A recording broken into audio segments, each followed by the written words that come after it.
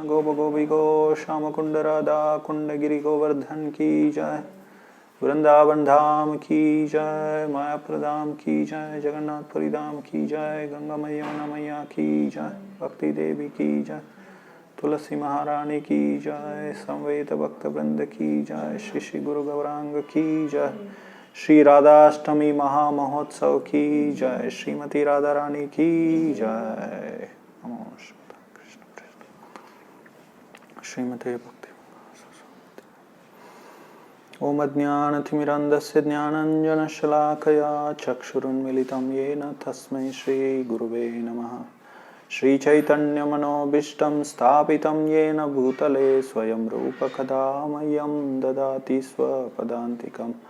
वन्देऽहं श्रीगुरो श्रीयुतपदकमलं श्रीगुरोन् वैष्णवांश्च। श्रीरूपं साग्रजातं सहगण रघुनाथान्वितं तं सजीवं साद्वैतं सावधूतं परिजनसहितं कृष्णचैतन्यदेवं श्रीराधा कृष्णपादान् सहगण रघुनाथ राधा कृष्णपादान् सहगण ललिता श्रीविशाखान्वितांश्च। हे कृष्ण करुणा सिंधो दीनबंधो जगत्पते गोपेश गोपिका कांत राधा कांत नमोस्तुते। वाञ्छा कल्पतरुभ्यश्च कृपा सिन्धुभ्यैव च प्रतितानां पावनेभ्यो वैष्णवेभ्यो नमो नमः। तप्त कांचन गौरांगी राधे वृंदावनेश्वरी वृषभानुसुते देवी प्रणमामि हरिप्रिये। जय श्री कृष्ण चैतन्य प्रभु नित्यानंद श्री अद्वैत गदाधर श्रीवासदि गौर भक्तवृंद। हरे कृष्ण कृष्ण कृष्ण हरे हरे हरे राम राम राम हरे हरे। साधु साधु नतीनी चोचता रखा नम चतदा चिन्मय प्रेम रत्कंठयोस्वर। Where you have to go and sit, no? Hare Krishna. So ಇಂದು ರಾಧಾಷ್ಟಮಿ, ಜನ್ಮಾಷ್ಟಮಿ ಆದ ನಂತರ ರಾಧಾಷ್ಟಮಿ ಬರುತ್ತೆ. 15 ದಿನ ಆದ ನಂತರ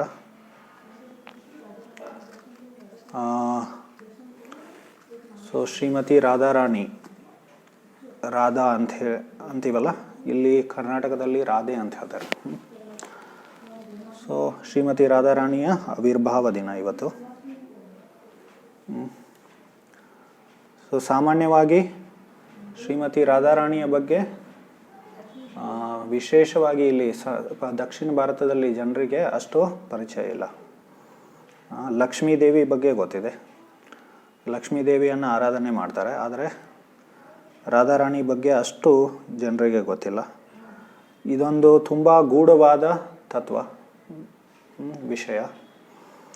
ಸೊ ಅದಕ್ಕೋಸ್ಕರ ಸಾಮಾನ್ಯ ಜನರಿಗೆ ಗೊತ್ತಿಲ್ಲ. ಸೊ ನಾವು 1-2 ವಾರ ಹಿಂದೆ ಭಗವತ್ ತತ್ವವನ್ನು ಅಥವಾ ಕೃಷ್ಣ ತತ್ವವನ್ನು ತಿಳಿಯುವ ಮಹತ್ವದ ಬಗ್ಗೆ ಚರ್ಚೆ ಮಾಡ್ತಾ ಇದ್ವಿ. ಸೊ ಭಗವತ್ ತತ್ವವನ್ನು ತಿಳ್ಕೊಂಡ್ರೆ ಏನಾಗುತ್ತೆ, ನಾವು ಎಲ್ಲವನ್ನು ನಾವು ತಿಳ್ಕೊಬೋದು. ಭಗವಂತನನ್ನು ತಿಳ್ಕೊಂಡ್ರೆ ಎಲ್ಲವನ್ನು ತಿಳ್ಕೊಬೋದು. ಅದರ ಅರ್ಥ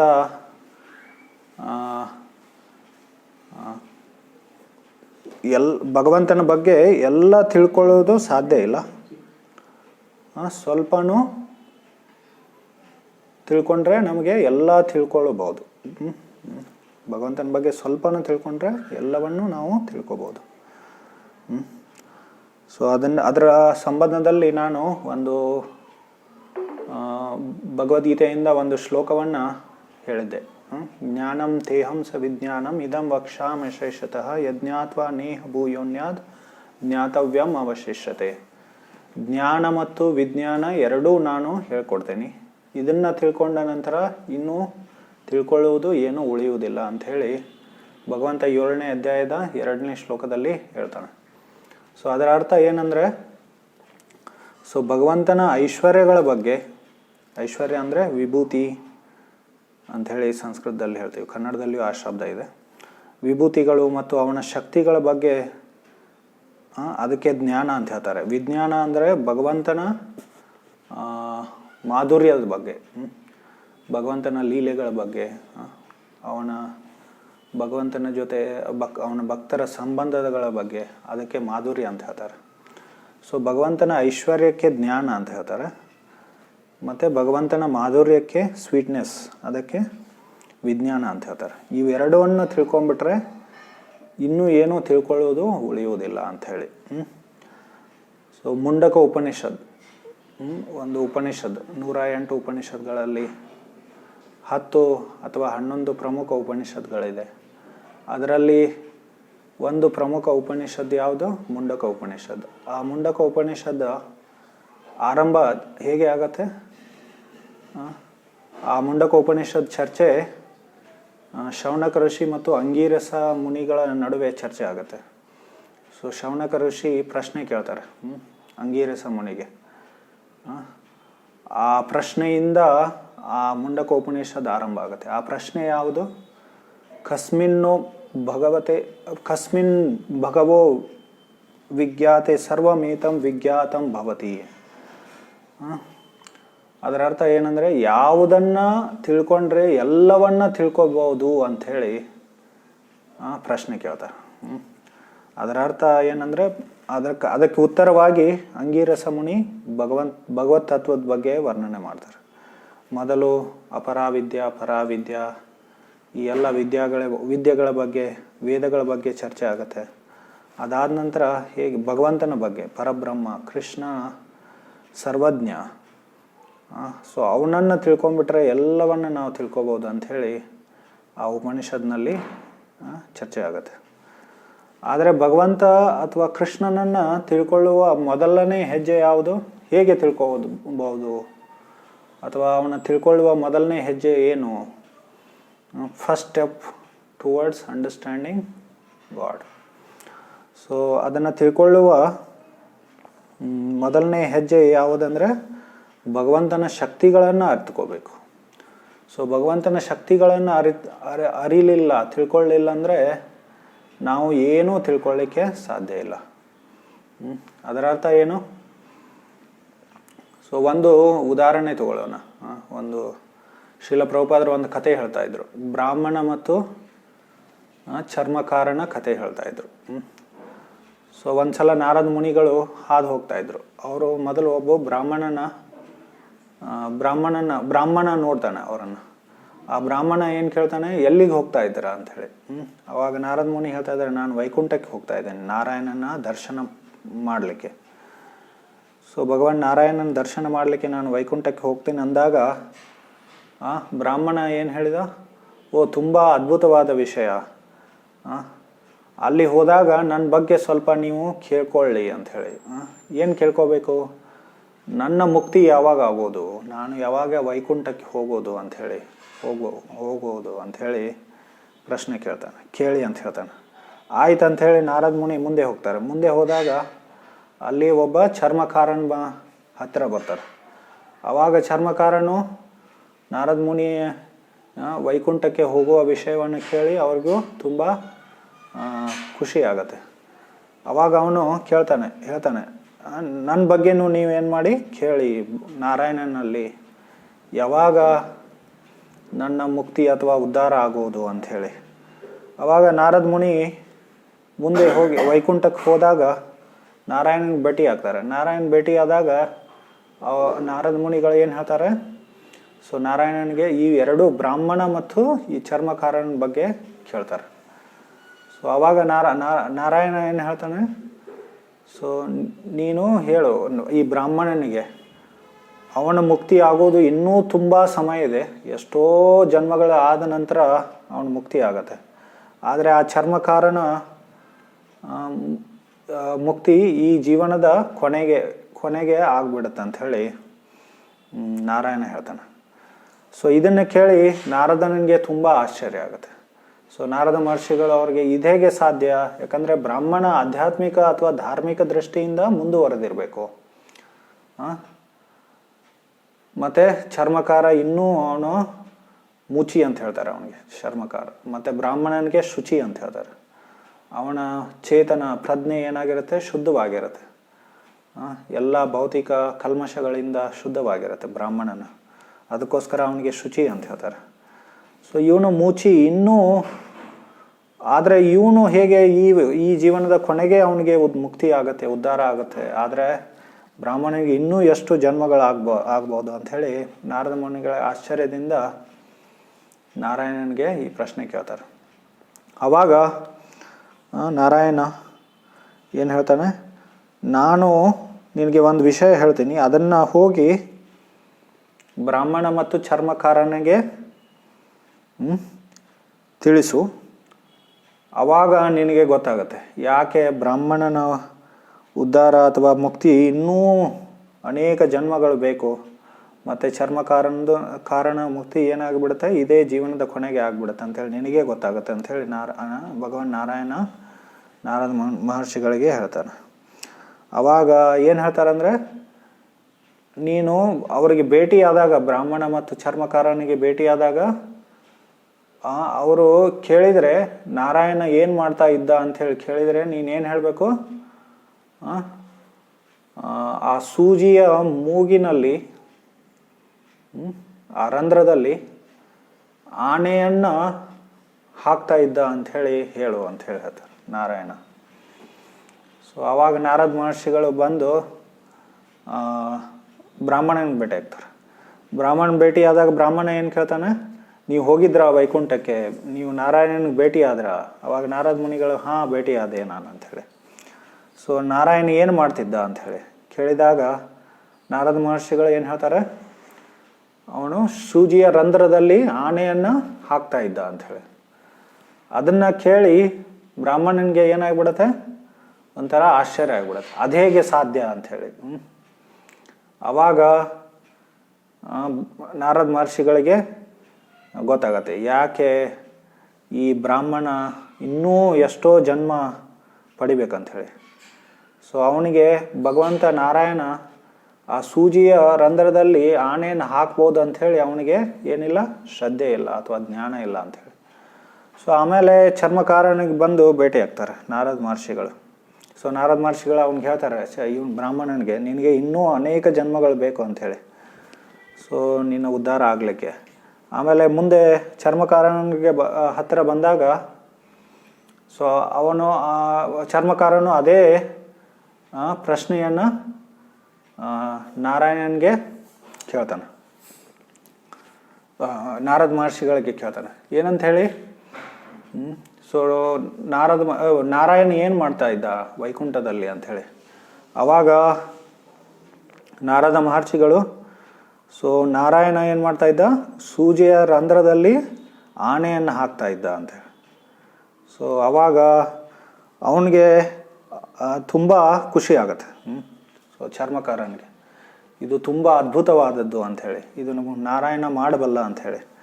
ಆವಾಗ ನಾರದ ಮಹರ್ಷಿಗಳು ಅವನಿಗೆ ಪ್ರಶ್ನೆ ಕೇಳ್ತಾರೆ, ನಿನಗೆ ಹೇಗೆ ಅನಿಸುತ್ತೆ ಈ ಕೆಲಸವನ್ನು, ಈ ಅದ್ಭುತ ಕೆಲಸವನ್ನು ನಾರಾಯಣ ಮಾಡ್ಬೋದು ಅಂಥೇಳಿ. ಸೊ ಆವಾಗ ಚರ್ಮಕಾರ ಏನು ಹೇಳ್ತಾನೆ, ಆ ಚರ್ಮಕಾರ ಒಂದು ಆಲದ ಮರದ ಕೆಳಗಡೆ ಕೂತಿರ್ತಾನೆ. ನೀವು ಆಲದ ಮರದ ಬೀಜವನ್ನು ನೋಡಿದರೆ ಅದು ತುಂಬ ಚಿಕ್ಕವಾಗಿರುತ್ತೆ. ಸೊ ಅವನು ಏನು ಹೇಳ್ತಾನೆ, ಈ ಒಂದು ಸಣ್ಣ ಬೀಜದಲ್ಲಿ ಇಂಥ ದೊಡ್ಡ ಆಲದ ಮರ ಅದು ಬೆಳೀತಾ ಹೋಗುತ್ತೆ. ಅದರ ಆಪ್ಶೂಟ್ಸ್ ಇರುತ್ತಲ್ಲ, ರೂಟ್ಸ್ ಇರುತ್ತೆ, ಆ ಬೇರುಗಳು ಮೇಲಿಂದನೂ ಬೇರುಗಳು ಬರುತ್ತೆ, ಶಾಖೆಗಳಿಂದ, ಟೊಂಗೆಗಳಿಂದ. ಸೊ ಅದು ಬೆಳೀತಾ ಹೋಗುತ್ತೆ ಅದು. ಸೊ ಅಂಥ ದೊಡ್ಡ ಆಲದ ಮರವನ್ನು ಇಷ್ಟು ಚಿಕ್ಕ ಬೀಜದಲ್ಲಿ ಭಗವಂತ ಇಡ್ಬೋದಾದರೆ ಅವನು ಆನೆಯನ್ನು ಯಾಕೆ ಹಾಕಬಾರ್ದು ಅಂಥೇಳಿ ಅವನು ಕೇಳ್ತಾನೆ ನಾರದ ಮಹರ್ಷಿ. ಸೊ ಇದರ ಅರ್ಥ ಏನು, ಭಗವಂತನಲ್ಲಿ ಏನಿದೆ, ಅದಕ್ಕಿಂತ ಮುಂಚೆ ಇದನ್ನು ಚರ್ಚೆ ಮಾಡೋದಕ್ಕಿಂತ ಮುಂಚೆ ನಾನೇನು ಒಂದು ಪ್ರಶ್ನೆ ಕೇಳ್ತೇನೆ. ಯಾಕೆ ಭಗವಂತ ಈ ಥರ ಅದ್ಭುತ ಕಾರ್ಯಗಳನ್ನು ಮಾಡ್ಬೋದು ಅಂಥೇಳಿ ಪ್ರಶ್ನೆ ಬರುತ್ತೆ. ಯಾಕಂದರೆ ಭಗವಂತನಲ್ಲಿ ಏನು ಅಚಿಂತ್ಯ ಶಕ್ತಿಗಳಿದೆ. ಸೊ ಅದನ್ನೇ ಚರ್ಮಕಾರ ಹೇಳಿದ, ಭಗವಂತನಲ್ಲಿ ಎಷ್ಟು ಅಚಿಂತ್ಯ ಅಗಾಧ ಅನಂತ ಶಕ್ತಿಗಳಿದೆ. ಆ ಅಚಿಂತ್ಯ ಶಕ್ತಿಗಳಿಂದ ಏನು ಅವನು ಯಾವುದೆಲ್ಲ ದೊಡ್ಡ ಅದ್ಭುತ ಕಾರ್ಯಗಳನ್ನು ಮಾಡ್ಬೋದು. ಸೊ ಭಗವಂತ ತನ್ನ ಕಿರು ಬೆರಳಿನಲ್ಲಿ ಏನು ಮಾಡ್ಬೋದು, ಈ ದೊಡ್ಡ ಗೋವರ್ಧನ ಗಿರಿಯನ್ನು 7 ದಿನ ಎತ್ತಿ ಹಿಡಿಬೋದು ಅವನು. ಯಾಕೆ? ಅವನಲ್ಲಿ ಅಂಥ ಅಚಿಂತ್ಯ ಶಕ್ತಿಗಳಿದೆ. ಸೊ ಈ ಅಚಿಂತ್ಯ ಶಕ್ತಿಗಳನ್ನು ನಾವು ತಿಳ್ಕೊಳ್ಳಿಲ್ಲ ಅಂದರೆ ಭಗವಂತನನ್ನು ಅಥವಾ ಭಗವಂತನ ಶಕ್ತಿಗಳನ್ನು ತಿಳ್ಕೊಳ್ಳೋದು ತುಂಬ ಕಷ್ಟ. ಅದಕ್ಕೋಸ್ಕರ ಜೀವ ಗೋಸ್ವಾಮಿಗಳು, ಜೀವ ಗೋಸ್ವಾಮಿ ಅಂಥೇಳಿ ನಮ್ಮ ಸಂಪ್ರದಾಯದಲ್ಲಿ ಒಬ್ಬರು ಆಚಾರ್ಯರಾಗಿದ್ದರು. 6 ಗೋಸ್ವಾಮಿಗಳಲ್ಲಿ ಅವರೊಬ್ಬರು. ಅವರು ತುಂಬ ಪ್ರಕಾಂಡ ಪಂಡಿತರವರು. ಸೊ ಶ್ರೀಲ ಪ್ರಭುಪಾದರು ಅವ್ರ ಬಗ್ಗೆ ಹೇಳ್ತಾರೆ, ಜೀವ ಗೋಸ್ವಾಮಿ ಅಂತ ವಿದ್ವಾಂಸ ಈ ಜಗತ್ತಿನಲ್ಲಿ ಇತಿಹಾಸದಲ್ಲಿ ಯಾರೂ ಆಗಿಲ್ಲ ಅಂಥೇಳಿ. ಸೊ ಅವರು ವೇದವ್ಯಾಸರು 4 ಲಕ್ಷ ಶ್ಲೋಕಗಳನ್ನು ಬರೆದರು. ಜೀವ ಗೋಸ್ವಾಮಿನೂ 4 ಲಕ್ಷ ಶ್ಲೋಕಗಳನ್ನು ಬರೆದ್ರು ಅವರು. ಸೊ ಅಷ್ಟು ಪ್ರಕಾಂಡ ಪಂಡಿತರಾಗಿದ್ದರು ಅವರು ಜೀವ ಗೋಸ್ವಾಮಿಗಳು. ಅವರು ಏನು ಹೇಳ್ತಾರಂದರೆ, ಭಗವಂತನನ್ನು ಮತ್ತು ಅವನ ಲೀಲೆಗಳನ್ನು ತಿಳ್ಕೊಳ್ಳುವ ಮೊದಲನೇ ಹೆಜ್ಜೆ ಏನಂದರೆ ಅವನ ಭಗವಂತನ ಅಚಿಂತ್ಯ ಶಕ್ತಿಗಳನ್ನು ತಿಳ್ಕೋಬೇಕು. ಸೊ ಈಗ ಚರ್ಮಕಾರನಿಗೆ ಭಗವಂತನ ಅಚಿಂತ್ಯ ಶಕ್ತಿಗಳ ಜ್ಞಾನ ಇತ್ತು, ಆದರೆ ಬ್ರಾಹ್ಮಣನಿಗೆ ಏನು ಅಚಿಂತ್ಯ ಶಕ್ತಿಗಳ ಜ್ಞಾನ ಇರಲಿಲ್ಲ. ಆ ಬ್ರಾಹ್ಮಣ ಮತ್ತು ಚರ್ಮಕಾರನ ಕಥೆಯಿಂದ ನಾವು ತುಂಬ ವಿಷಯಗಳನ್ನು ತಿಳ್ಕೊಬೋದು. ಒಂದು ಏನು, ಅಂಧಶ್ರದ್ಧೆ ಮತ್ತು ನಾವು ಅಂಧಶ್ರದ್ಧೆ ಅಂತೇಳಿ ಅಥವಾ ಮೂಢನಂಬಿಕೆ ಅಂಥೇಳಿ ಅಂತೀವಲ್ಲ ನಾವು. ಮೂಢನಂಬಿಕೆ ಮತ್ತು ನಿಜವಾದ ನಂಬಿಕೆ, ಅಂಧಶ್ರದ್ಧೆ, ಅದರ ಅಂತರ. ಬ್ರಾಹ್ಮಣನಿಗೆ ಏನಿತ್ತು, ಭಗವಂತನಲ್ಲಿ ಶ್ರದ್ಧೆ ಇತ್ತು ಸ್ವಲ್ಪ, ಆದರೆ ಅದು ಜ್ಞಾನದ ಆಧಾರದ ಮೇಲೆ ಇರಲಿಲ್ಲ. ಆದರೆ ಚರ್ಮಕಾರನಿಗೇನು ಭಗವಂತನ ಮೇಲೆ ಶ್ರದ್ಧೆ ಇತ್ತು, ಆದರೆ ಅದು ಜ್ಞಾನದ ಆಧಾರದ ಮೇಲೆ ಇತ್ತು. ಅದು ಮೂಢನಂಬಿಕೆ ಆಗಿರಲಿಲ್ಲ. ಅದೊಂದು ವಿಷಯ ತಿಳ್ಕೊಬೋದು. ಇನ್ನೊಂದೇನು, ನಾಸ್ತಿಕ ಬ್ರಾಹ್ಮಣ ಆಗೋದಕ್ಕಿಂತ ಒಂಥರ ಬ್ರಾಹ್ಮಣ ಏನು ನಾಸ್ತಿಕ, ಅವನಿಗೆ ಭಗವಂತನ ಜ್ಞಾನ ಇರಲಿಲ್ಲ, ಭಗವಂತನಲ್ಲಿ ಪೂರ್ಣವಾದ ಶ್ರದ್ಧೆ ಇರಲಿಲ್ಲ. ಸೊ ನಾಸ್ತಿಕ ಬ್ರಾಹ್ಮಣ ಆಗೋದಕ್ಕಿಂತ ಶ್ರದ್ಧಾಳು ಶೂದ್ರನಾಗೋದು ಒಳ್ಳೆಯದು ಅಂಥೇಳಿ ಅದನ್ನೊಂದು ನಾವು ತಿಳ್ಕೊಬೋದು. ಮತ್ತು ಇನ್ನೊಂದು ವಿಷಯ ಏನು ತಿಳ್ಕೊಬೋದು ಅಂದರೆ, ನಾವು ಭಗವಂತನ ಶಕ್ತಿ ಇರಲಿಲ್ಲ ಅಂದರೆ, ಭಗವಂತನ ಶಕ್ತಿಗಳ ಜ್ಞಾನ ಇರಲಿಲ್ಲ ಅಂದರೆ ನಮಗೆ ಭಗವಂತನನ್ನು ತಿಳ್ಕೊಳ್ಳೋದು ಕಷ್ಟ, ಅವನ ಲೀಲೆಗಳನ್ನು ತಿಳ್ಕೊಳ್ಳೋದು ಕಷ್ಟ. ಅದಕ್ಕೋಸ್ಕರ ಭಗವಂತನ ಶಕ್ತಿಗಳನ್ನು ನಾವು ತಿಳ್ಕೋಬೇಕು. ಸೊ ಭಗವಂತನ ಬಗ್ಗೆ ಜ್ಞಾನವನ್ನು ನಾವು ವಿಕಾಸ ಮಾಡಿಕೊಳ್ಳುವಾಗ ಅವನ ಶಕ್ತಿಗಳ ಜ್ಞಾನವನ್ನು ಮೊದಲು ಪಡಿಬೇಕು. ಸೊ ಅದಕ್ಕೋಸ್ಕರ ಭಗವದ್ಗೀತೆಯಲ್ಲಿ ಭಗವಂತನ ವಿಭೂತಿ ಅಂಥೇಳಿ ಶಬ್ದ ಬರುತ್ತೆ. ವಿಭೂತಿಗಳ ಬಗ್ಗೆ ವರ್ಣನೆ ಆಗಿದೆ. ಅವನ ಐಶ್ವರ್ಯಗಳ ಬಗ್ಗೆ, ಅವನ ಶಕ್ತಿಗಳ ಬಗ್ಗೆ ತುಂಬ ವಿಸ್ತಾರವಾಗಿ. ಈಗ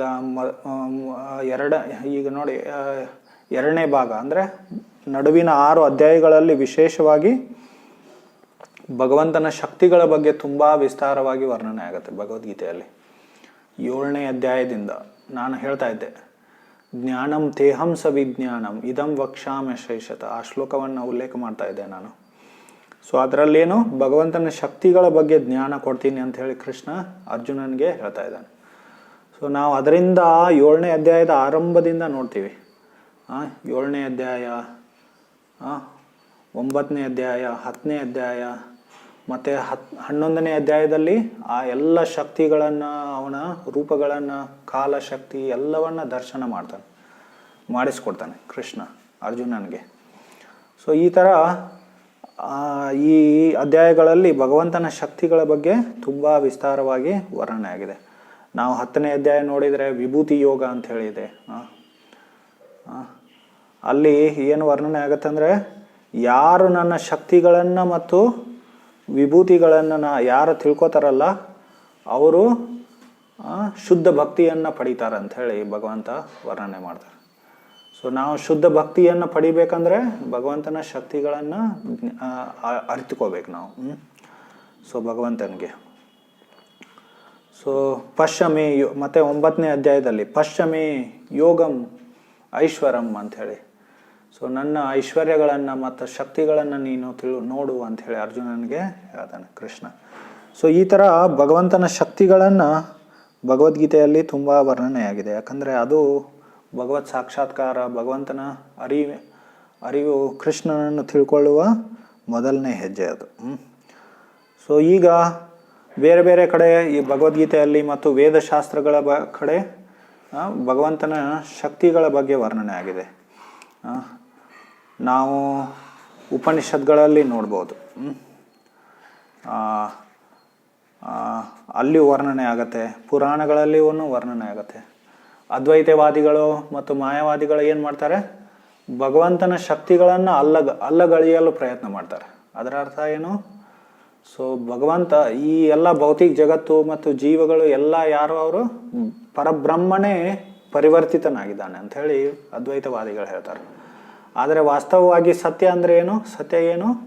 ಭಗವಂತನ ಶಕ್ತಿಗಳ ಪರಿವರ್ತನೆ. ಇವೆಲ್ಲ ಈ ಭೌತಿಕ ಜಗತ್ತು ಮತ್ತು ಜೀವ ಇಲ್ಲಿ ಏನೇನೆಲ್ಲ ನೋಡ್ತೀವಲ್ಲ ಅದೆಲ್ಲ ಭಗವಂತನ ಶಕ್ತಿಗಳ ಪರಿವರ್ತನೆ. ಇದು ಭಗವಂತನೇ ಪರಿವರ್ತನೆ ಆಗಲ್ಲ. ಅದಕ್ಕೆ ವಿಕಾರವಾದ ಅಂತ ಹೇಳಿ ಹೇಳ್ತಾರೆ. ಸೊ ವಿವರ್ತವಾದ, ಬ್ರಹ್ಮನಲ್ಲಿ ವಿಕಾರವಾಗಿ ಏನು ಈ ಭೌತಿಕ ಜಗತ್ತಿನ ಸೃಷ್ಟಿ ಆಗತ್ತೆ ಅಂತ ಹೇಳಿ ಅದ್ವೈತವಾದಿಗಳು ಹೇಳ್ತಾರೆ. ಅದಕ್ಕೆ ವಿವರ್ತವಾದ ಅಂತ ಹೇಳ್ತಾರೆ. ಆದರೆ ಭಗವಂತನ ಶಕ್ತಿಗಳ ಪರಿವರ್ತನೆ ಆಗತ್ತೆ, ಭಗವಂತನ ಬ್ರಹ್ಮನ ಪರಿವರ್ತನೆ ಆಗಲ್ಲ. ಸೊ ಅದನ್ನು ನಾವು ತಿಳ್ಕೊಬೇಕು. ಸೊ ಶಕ್ತಿಗಳನ್ನು ಅಲ್ಲಗಳೆದು ಬಿಡ್ತಾರೆ ಅವರು, ಮಾಯಾವಾದಿಗಳು. ಆದರೆ ಉಪನಿಷತ್ಗಳಲ್ಲಿ ಮತ್ತು ಸೊ ಪುರಾಣಗಳಲ್ಲಿ, ಭಗವದ್ಗೀತೆಯಲ್ಲಿ ಏನು ಈ ಭಗವಂತನ ಶಕ್ತಿಗಳ ಬಗ್ಗೆ ವರ್ಣನೆ ಆಗಿದೆ. ಸೊ ನಾವು ಉಪನಿಷತ್ನಲ್ಲಿ ಏನು ಶ್ವೇತಾಶ್ವರ ಉಪನಿಷತ್ನಲ್ಲಿ ನೋಡ್ತೀವಿ ನಾವು, ನತಸ್ಯ ಕಾರ್ಯಂ ಕರಣಂ ಚ ವಿದ್ಯತೆ ನ ತತ್ಸಮಶ್ಚಾಭ್ಯತಿಕಶ್ಚ ದೃಶ್ಯತೆ ಪರಾಶ ಶಕ್ತಿರ್ ವಿವಿಧೈವ ಶ್ರೂಯತೆ ಸ್ವಾಭಾವಿಕಿ ಜ್ಞಾನ ಬಲಕ್ರಿಯಾಚ ಅಂತ ಹೇಳಿ. ಭಗವಂತನಿಗೆ ಯಾವುದೇ ಕೆಲಸವನ್ನು ಮಾಡುವ ಅವಶ್ಯಕತೆ ಇಲ್ಲ. ನತಸ್ಯ ಕಾರ್ಯಂ ಕರಣಂ ಚ ವಿದ್ಯತೆ. ಅದರ ಅರ್ಥ ಏನು? ಭಗವಂತ ಇಚ್ಛೆ ಮಾಡಿದ್ರೆ ಅಷ್ಟೇ ಸಾಕು. ಭಗವಂತ ಇಚ್ಛೆ ಮಾಡಿದ್ರೆ ಏನಾಗ್ಬಿಡುತ್ತೆ, ಅವನ ಶಕ್ತಿಗಳು ಎಲ್ಲ ಅವನ ಇಚ್ಛೆಯನ್ನು ಪೂರ್ತಿ ಮಾಡುತ್ತವೆ, ಎಲ್ಲ ಕಾರ್ಯಗಳನ್ನು. ಇದರ ಅರ್ಥ ಏನು? ಸೃಷ್ಟಿ ಮಾಡುವ ಇಚ್ಛೆ ಆಯಿತು ಭಗವಂತನಲ್ಲಿ, ಅವನ ಶಕ್ತಿಗಳು ಏನು ಮಾಡಿಬಿಡ್ತವೆ, ಎಲ್ಲ ಸೃಷ್ಟಿಯನ್ನು ಮಾಡಿಬಿಡ್ತವೆ. ಅವನಿಗೆ ಸ್ವಯಂ ಆ ಸೃಷ್ಟಿ ಮಾಡುವ ಕೆಲಸವನ್ನು ಮಾಡುವ ಅವಶ್ಯಕತೆ ಇಲ್ಲ, ಕಾರ್ಯವನ್ನು ಮಾಡುವ ನತಸ್ಯ ಕಾರ್ಯಂ ಕರ್ಣಂ ಚ ವಿದ್ಯತೆ ನ ತತ್ಸಮಶ್ಚಾಭ್ಯತಿಕಶ್ಚ ದೃಶ್ಯತೆ. ಸೊ ಮತ್ತೆ ಅವನಷ್ಟು ಅವನ ಸಮಾನ ಮತ್ತು ಅವನಿಂದ ಶ್ರೇಷ್ಠ ಯಾರೂ ಇಲ್ಲ ಅಂತ ಹೇಳಿ. ಸೊ ಪರಾಶ ಶಕ್ತಿರ್ ವಿವಿಧೈವ ಶ್ರೂಯತೆ. ಅವನಲ್ಲಿ ಎಷ್ಟೆಲ್ಲ ಶಕ್ತಿಗಳಿದೆ, ಅಸಂಖ್ಯ ಶಕ್ತಿಗಳಿದೆ ಭಗವಂತನಲ್ಲಿ, ಮತ್ತು ಅಸೀಮಿತವಾಗಿದೆ ಶಕ್ತಿ. ಅದಕ್ಕೆ ನಾವೇನು ಹೇಳ್ತೀವಿ, ಅಚಿಂತ್ಯ ಅಂತ ಹೇಳ್ತೀವಿ. ಎಷ್ಟು ಶಕ್ತಿ ಇದೆ ಅಂಥೇಳಿ ಅವನಲ್ಲಿ ನಾವು ತಿಳ್ಕೊಳ್ಳಿಕ್ಕೆ ಸಾಧ್ಯ ಇಲ್ಲ. ಸ್ವಾಭಾವಿಕ ಜ್ಞಾನ ಬಲ ಕ್ರಿಯಾಚ. ಸ್ವಭಾವದಿಂದ ಎಲ್ಲ ಕಾರ್ಯ ಆಟೋಮೆಟಿಕಲಿ, ಸ್ವಾಭಾವಿಕ ಜ್ಞಾನಕ್ಕೆ ಆಟೋಮೆಟಿಕಲಿ ಎಲ್ಲ ಕೆಲಸಗಳು ಸಂಪನ್ನವಾಗುತ್ತವೆ ಅಂಥೇಳಿ ಇಲ್ಲಿ ನಾವು ಕೇಳ್ಬೋದು. ಮತ್ತು ವಿಷ್ಣು ಪುರಾಣದಲ್ಲಿ ತುಂಬ ವಿಶೇಷವಾಗಿ ಈ ಭಗವಂತನ ಶಕ್ತಿಗಳ ಬಗ್ಗೆ ವರ್ಣನೆ ಆಗುತ್ತೆ. ಅಲ್ಲಿ ಒಂದು ಶ್ಲೋಕ ಬರುತ್ತೆ, ಏನಂತ ಹೇಳಿ, ಏಕದೇಶ ಸ್ಥಿತಸ್ಯಾಗ್ನೇರ್ ಜ್ಯೋತ್ಸ್ನಾ ವಿಸ್ತಾರಿಣಿ ಯಥಾ ಪರಸ್ಯ ಬ್ರಹ್ಮಣ ಶಕ್ತಿ ತತೇದಂ ಅಖಿಲಂ ಜಗತ್. ಏಕದೇಶ ಸ್ಥಿತಸ್ಯಾಗ್ನೇರ್, ಹೇಗೆ ಅಗ್ನಿ ಒಂದೇ ಸ್ಥಾನದಿಂದ ಏನು ತನ್ನ ಶಕ್ತಿಯನ್ನು ಎಲ್ಲ ಕಡೆ ಹರಡುತ್ತೆ, ತನ್ನ ಪ್ರಕಾಶ ಮತ್ತು ಉಷ್ಣತೆಯನ್ನು ಎಲ್ಲ ಕಡೆ ಹರಡುತ್ತೆ ಅಲ್ಲ, ಅದೇ ಥರ ಭಗವಂತ ಒಂದೇ ಕಡೆ ಇದ್ಕೊಂಡು ತನ್ನ ಶಕ್ತಿಯಿಂದ ಎಲ್ಲ ಕಡೆ ಹರಡುತ್ತಾನೆ ಅವನು. ಸೊ ಇಲ್ಲಿ ನಾವು ನೋಡ್ತೀವಿ ಅದ್ವೈತವಾದಿಗಳು, ಮಾಯಾವಾದಿಗಳು ಏನು ಹೇಳ್ತಾರೆ, ಬ್ರಹ್ಮನೇ ಅಥವಾ ಭಗವಂತನೇ, ಈಶ್ವರನೇ ಪರಿವರ್ತಿತವಾಗಿಬಿಟ್ಟಿದ್ದಾನೆ ಅಂತ ಹೇಳ್ತಾರೆ. ಆದರೆ ಅವನ ಭಿನ್ನ ಅಸ್ತಿತ್ವ ಇಲ್ಲ ಅಂತ ಅಲ್ಲ, ಅಸ್ತಿತ್ವವನ್ನು, ಅವನ ಶಕ್ತಿಗಳನ್ನೇನು ಅಲ್ಲಗಳೆದು ಬಿಡ್ತಾರೆ. ಆದರೆ ಭಗವಂತ ಅವನ ಭಿನ್ನ ಅಸ್ತಿತ್ವವನ್ನು ಉಳಿಸಿಕೊಂಡು ತನ್ನ ಶಕ್ತಿಯಿಂದ ಎಲ್ಲ ಕಡೆ ಅವನು ಏನು ಮಾಡ್ತಾನೆ, ಅವನು ಅಂತರ್ಯಾಮಿಯಾಗಿ ಅವನ ಸನ್ನಿಧಿ ಇರುತ್ತೆ. ಸೊ ಹೇಗೆ ಒಬ್ಬ ರಾಜನ ಪ್ರಭಾವ ಮತ್ತು ಶಕ್ತಿ ಪೂರ್ಣ ರಾಜ್ಯದಲ್ಲಿ ಹರಡುತ್ತಲ್ಲ, ಅದೇ ಥರ ಭಗವಂತನ ಶಕ್ತಿ ಏನು ಎಲ್ಲ ಕಡೆ ಹರಡುತ್ತೆ. ಅದನ್ನೇ ಭಗವದ್ಗೀತೆಯಲ್ಲಿ ಮಯಾ ತತಂ ಇದಂ ಸರ್ವಂ ಜಗದವ್ಯಕ್ತ ಮೂರ್ತಿನ ಮತ್ಸಾಣಿ ಸರ್ವಭೂತಾನಿ ನ ಚಾಹಂ ತೇಷು ಅವಸ್ಥಿತ ಅಂಥೇಳಿ ಭಗವದ್ಗೀತೆಯಲ್ಲಿ ಭಗವಂತ ಹೇಳಿದ್ದಾನೆ. ನಾನು ನನ್ನ ಶಕ್ತಿಯಿಂದ ಎಲ್ಲ ಕಡೆ ನಾನು ಸರ್ವವ್ಯಾಪಿಯಾಗಿದ್ದೇನೆ ಅಂಥೇಳಿ ಕೃಷ್ಣ ಭಗವದ್ಗೀತೆಯಲ್ಲಿ ಹೇಳ್ತಾನೆ. ಸೊ ಈ ಥರ ಭಗವಂತ ಪರಸ್ಯ ಬ್ರಹ್ಮಣ ಶಕ್ತಿ ಸ್ತದೇದಂ ಅಖಿಲಂ ಜಗತ್, ಎಲ್ಲ ಜಗತ್ತಿನಲ್ಲಿ ಈ ಭಗವಂತನ ಶಕ್ತಿ ಹರಡಿದೆ ಅಂಥೇಳಿ ನಾವು ವಿಷ್ಣು ಪುರಾಣದಲ್ಲಿ ನಾವು ಕೇಳ್ಬೋದು. ಸೊ ಅದೇ ವಿಷ್ಣು ಪುರಾಣದಲ್ಲಿ ಏನು 3 ಈ ಭಗವಂತನ ಶಕ್ತಿಯನ್ನು 3 ಭಾಗಗಳಲ್ಲಿ ವಿಭಾಜನೆಯಾಗಿದೆ. ವಿಷ್ಣು ಶಕ್ತಿ ಪರಾಪ್ರೋಕ್ತ, ಕ್ಷೇತ್ರಜ್ಞಾಖ್ಯ ತಥಾಪರ, ಅವಿದ್ಯಾ ಕರ್ಮ ಸಂನ್ಯಾಯ ತೃತೀಯ ಶಕ್ತಿ ರಹಿಷ್ಯತೆ ಅಂಥೇಳಿ. ಸೊ ವಿಷ್ಣು ಶಕ್ತಿ ಪರಾಪ್ರೋಕ್ತ, ಭಗವಂತನ ಒಂದು ಅಂತರಂಗ ಶಕ್ತಿ ಇದೆ, ಆಧ್ಯಾತ್ಮಿಕ ಶಕ್ತಿ ಇದೆ. ಆಮೇಲೆ ಕ್ಷೇತ್ರಜ್ಞ ಅಂದರೆ ಜೀವಿಗಳು, ನಾವು ಎಲ್ಲ ಜೀವಿಗಳು ನಾವು ಆಧ್ಯಾತ್ಮಿಕ ಶಕ್ತಿಗಳು, ಭಗವಂತನ ಶಕ್ತಿಗಳು. ಕ್ಷೇತ್ರಜ್ಞಾಖ್ಯ ತಥಾಪರ ಅಂಥೇಳಿ. ಸೊ ಭಗವದ್ಗೀತೆಯಲ್ಲಿನೂ ಈ ಭೌತಿಕ ಪ್ರಕೃತಿಗೆ ಅಪರಾಶಕ್ತಿ ಅಂತ ಹೇಳಿದೆ, ಮತ್ತು ಜೀವಿಗಳಿಗೆ ಮತ್ತು ಭಗವಂತನ ಅಂತರಂಗ ಶಕ್ತಿಗೆ ಪರಾಪ್ರಕೃತಿ ಅಂತ ಹೇಳಿದೆ.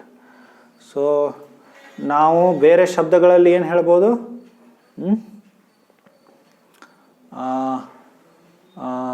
ಅಂತರಂಗ ಶಕ್ತಿ, ಬಹಿರಂಗ ಶಕ್ತಿ ಮತ್ತು ತಟಸ್ಥ ಶಕ್ತಿ. ಸೊ ಇಲ್ಲಿ ತೃತೀಯ ಶಕ್ತಿ ರಹಿಷ್ಯತೆ, ಅವಿದ್ಯಾ ಕರ್ಮ ಸಂನ್ಯಾಯ. ಈ ಬಹಿರಂಗ ಶಕ್ತಿ ಅಥವಾ ಮಾಯಾಶಕ್ತಿ, ಭೌತಿಕ ಶಕ್ತಿಗೆ ಅವಿದ್ಯಾ ಅಂತ ಹೇಳಲಾಗಿದೆ. ಸೊ ಈ ಥರ 3 ವಿಷ್ಣು ಪುರಾಣದಲ್ಲಿ ಭಗವಂತನ ಶಕ್ತಿಗಳನ್ನು 3 ಭಾಗಗಳಾಗಿ ವಿಭಜಿಸಲಾಗಿದೆ. ಅಂತರಂಗ ಶಕ್ತಿ, ತಟಸ್ಥ ಶಕ್ತಿ ಮತ್ತು ಬಹಿರಂಗ ಶಕ್ತಿ. ಅಂತರಂಗ ಶಕ್ತಿಯಿಂದ ಆಧ್ಯಾತ್ಮಿಕ ಜಗತ್ತಿನ ಸೃಷ್ಟಿಯಾಗತ್ತೆ. ಮತ್ತು ತಟಸ್ಥ ಶಕ್ತಿಗಳಂದರೆ ಜೀವಿಗಳು, ನಾವೆಲ್ಲರೂ. ಮತ್ತು ಬಹಿರಂಗ ಶಕ್ತಿ ಅಂದರೆ ಈ ಭೌತಿಕ ಜಗತ್ತಿನ ಸೃಷ್ಟಿ ಈ ಬಹಿರಂಗ ಶಕ್ತಿ, ಮಾಯಾಶಕ್ತಿಯಿಂದ ಆಗತ್ತೆ. ಸೊ ವಿಷ್ಣು ಶಕ್ತಿ ಪರಾಪ್ರೋಕ್ತ, ಕ್ಷೇತ್ರಜ್ಞಾಖ್ಯ ತಥಾಪರ, ಅವಿದ್ಯಾ ಕರ್ಮ ಸಂನ್ಯಾಯ ತೃತೀಯ ಶಕ್ತಿ ರಹಿಷ್ಯತೆ. ಸೊ ಇದು 6ನೇ ಸ್ಕಂದದ 7ನೇ ಅಧ್ಯಾಯದ 61ನೇ ಶ್ಲೋಕ ವಿಷ್ಣು ಪುರಾಣದಲ್ಲಿ. ಆಮೇಲೆ ಮುಂದಿನ ಈ 62ನೇ ಶ್ಲೋಕದಲ್ಲಿ ಇನ್ನೂ ಸ್ವಲ್ಪ ಈ ಜೀವಶಕ್ತಿ ತತ್ವದ ಬಗ್ಗೆ ವರ್ಣನೆ ಆಗಿದೆ. ಯಯಾ ಕ್ಷೇತ್ರಜ್ಞ ಶಕ್ತಿ ಸಾ ವೇಷ್ಟಿತ ನೃಪ ಸರ್ವಗ ಸಂಸಾರತಾಪಾನ್ ಅಖಿಲಾನ್ ಅವಾಪ್ನೋತಿ ಅತ್ರ ಸಂತತಾನ್. They are making noise. Why they are making? ಯಯಾ ಕ್ಷೇತ್ರಜ್ಞ ಶಕ್ತಿ ಸ ಅಂದರೆ ಈ ಕ್ಷೇತ್ರಜ್ಞ ಅಂದರೆ ಜೀವ ಅಂದರೆ ಭಗವಂತನು ಭಗವದ್ಗೀತೆಯಲ್ಲಿ 13ನೇ ಅಧ್ಯಾಯದಲ್ಲಿ ಜೀವಿಗಳಿಗೆ ಕ್ಷೇತ್ರಜ್ಞ ಅಂತ ಹೇಳಿದಾನೆ. ಸೊ ಈ ಕ್ಷೇತ್ರಜ್ಞ ಶಕ್ತಿಗಳಲ್ಲಿ ಕ್ಷೇತ್ರಜ್ಞ ಏನು, ವೇಷ್ಟಿತ ನೃಪ ಸರ್ವಗ, ಆಧ್ಯಾತ್ಮಿಕ ಲೋಕದಲ್ಲಿನೂ ಇರ್ಬೋದು ಮತ್ತು ಭೌತಿಕ ಲೋಕದಲ್ಲಿ, ಅಥವಾ ಅಂತರಂಗ ಶಕ್ತಿಯ ಆಶ್ರಯದಲ್ಲಿನೂ ಇರ್ಬೋದು ಅಥವಾ ಬಹಿರಂಗ ಶಕ್ತಿಯ ಆಶ್ರಯದಲ್ಲಿರ್ಬೋದು. ನಾವು ಅಂತರಂಗ ಶಕ್ತಿಯ ತಟಸ್ಥ ಅಂದರೆ ನೋಡಿ, ಜೀವಿಗಳಿಗೆ ತಟಸ್ಥ ಶಕ್ತಿ ಅಂತ ಹೇಳಿದ್ದಾರೆ. ತಟಸ್ಥ ಅಂದರೆ ಏನು? ಈಗ ತಟ ಅಂತೀವಲ್ಲ ನಾವು, ಈ ಸಮುದ್ರದ ತಟ ಅಂತೀವಿ, ನದಿಯ ತಟದಲ್ಲಿ ಅಂತ ಹೇಳ್ತೀವಿ. ಅಂದರೆ ನೀರಿನಲ್ಲಾದರೂ ಇರ್ಬೋದು ಅಥವಾ ನೆಲದಲ್ಲಾದರೂ ಇರ್ಬೋದು. ಸೊ ಅದೇ ಥರ ಜೀವ ಅಂತರಂಗ ಶಕ್ತಿಯ ಆಶ್ರಯದಲ್ಲಿ ಇರ್ಬೋದು ಅಥವಾ ಬಹಿರಂಗ ಶಕ್ತಿಯ ಆಶ್ರಯದಲ್ಲಿ ಇರ್ಬೋದು. ಸೊ ನಾವು ಅಂತರಂಗ ಶಕ್ತಿಯ, ಭಗವಂತನ ಆಧ್ಯಾತ್ಮಿಕ ಶಕ್ತಿಯ ಸಂಪರ್ಕದಲ್ಲಿ ಬಂದಾಗ ಏನಾಗ್ಬಿಡುತ್ತೆ, ನಾವು ಮಹಾತ್ಮರಾಗ್ಬಿಡ್ತೀವಿ. ಮತ್ತು ಬಹಿರಂಗ ಶಕ್ತಿಯ ಸಂಪರ್ಕದಲ್ಲಿ ಬಂದಾಗ ನಾವು ದುರಾತ್ಮರಾಗಿಬಿಡ್ತೀವಿ. ಈಗ ನೋಡಿ, ನೀವು 9ನೇ ಅಧ್ಯಾಯದಲ್ಲಿ ಭಗವದ್ಗೀತೆಯಲ್ಲಿ ವರ್ಣನೆ ಆಗಿದೆ. ಮಹಾತ್ಮಾನಸ್ತು ಮಾಂ ಪಾರ್ಥ ದೈವ್ಯಂ ಪ್ರಕೃತಿ ಆಶ್ರಿತ ಭಜಂತ್ಯನನ್ಯ ಮನಸ್ಸೋ ಜ್ಞಾತ್ವಾ ಭೂತಾದಿಮವ್ಯಯಂ ಅಂಥೇಳಿ.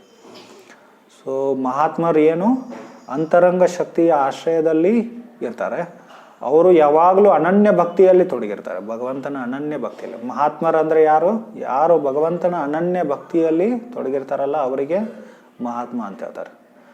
ಸೊ ರಾಜಕಾರಣಿಗಳಿಗೆ ಅವರಿಗೆ ಮಹಾತ್ಮ ಅನ್ನಲ್ಲ.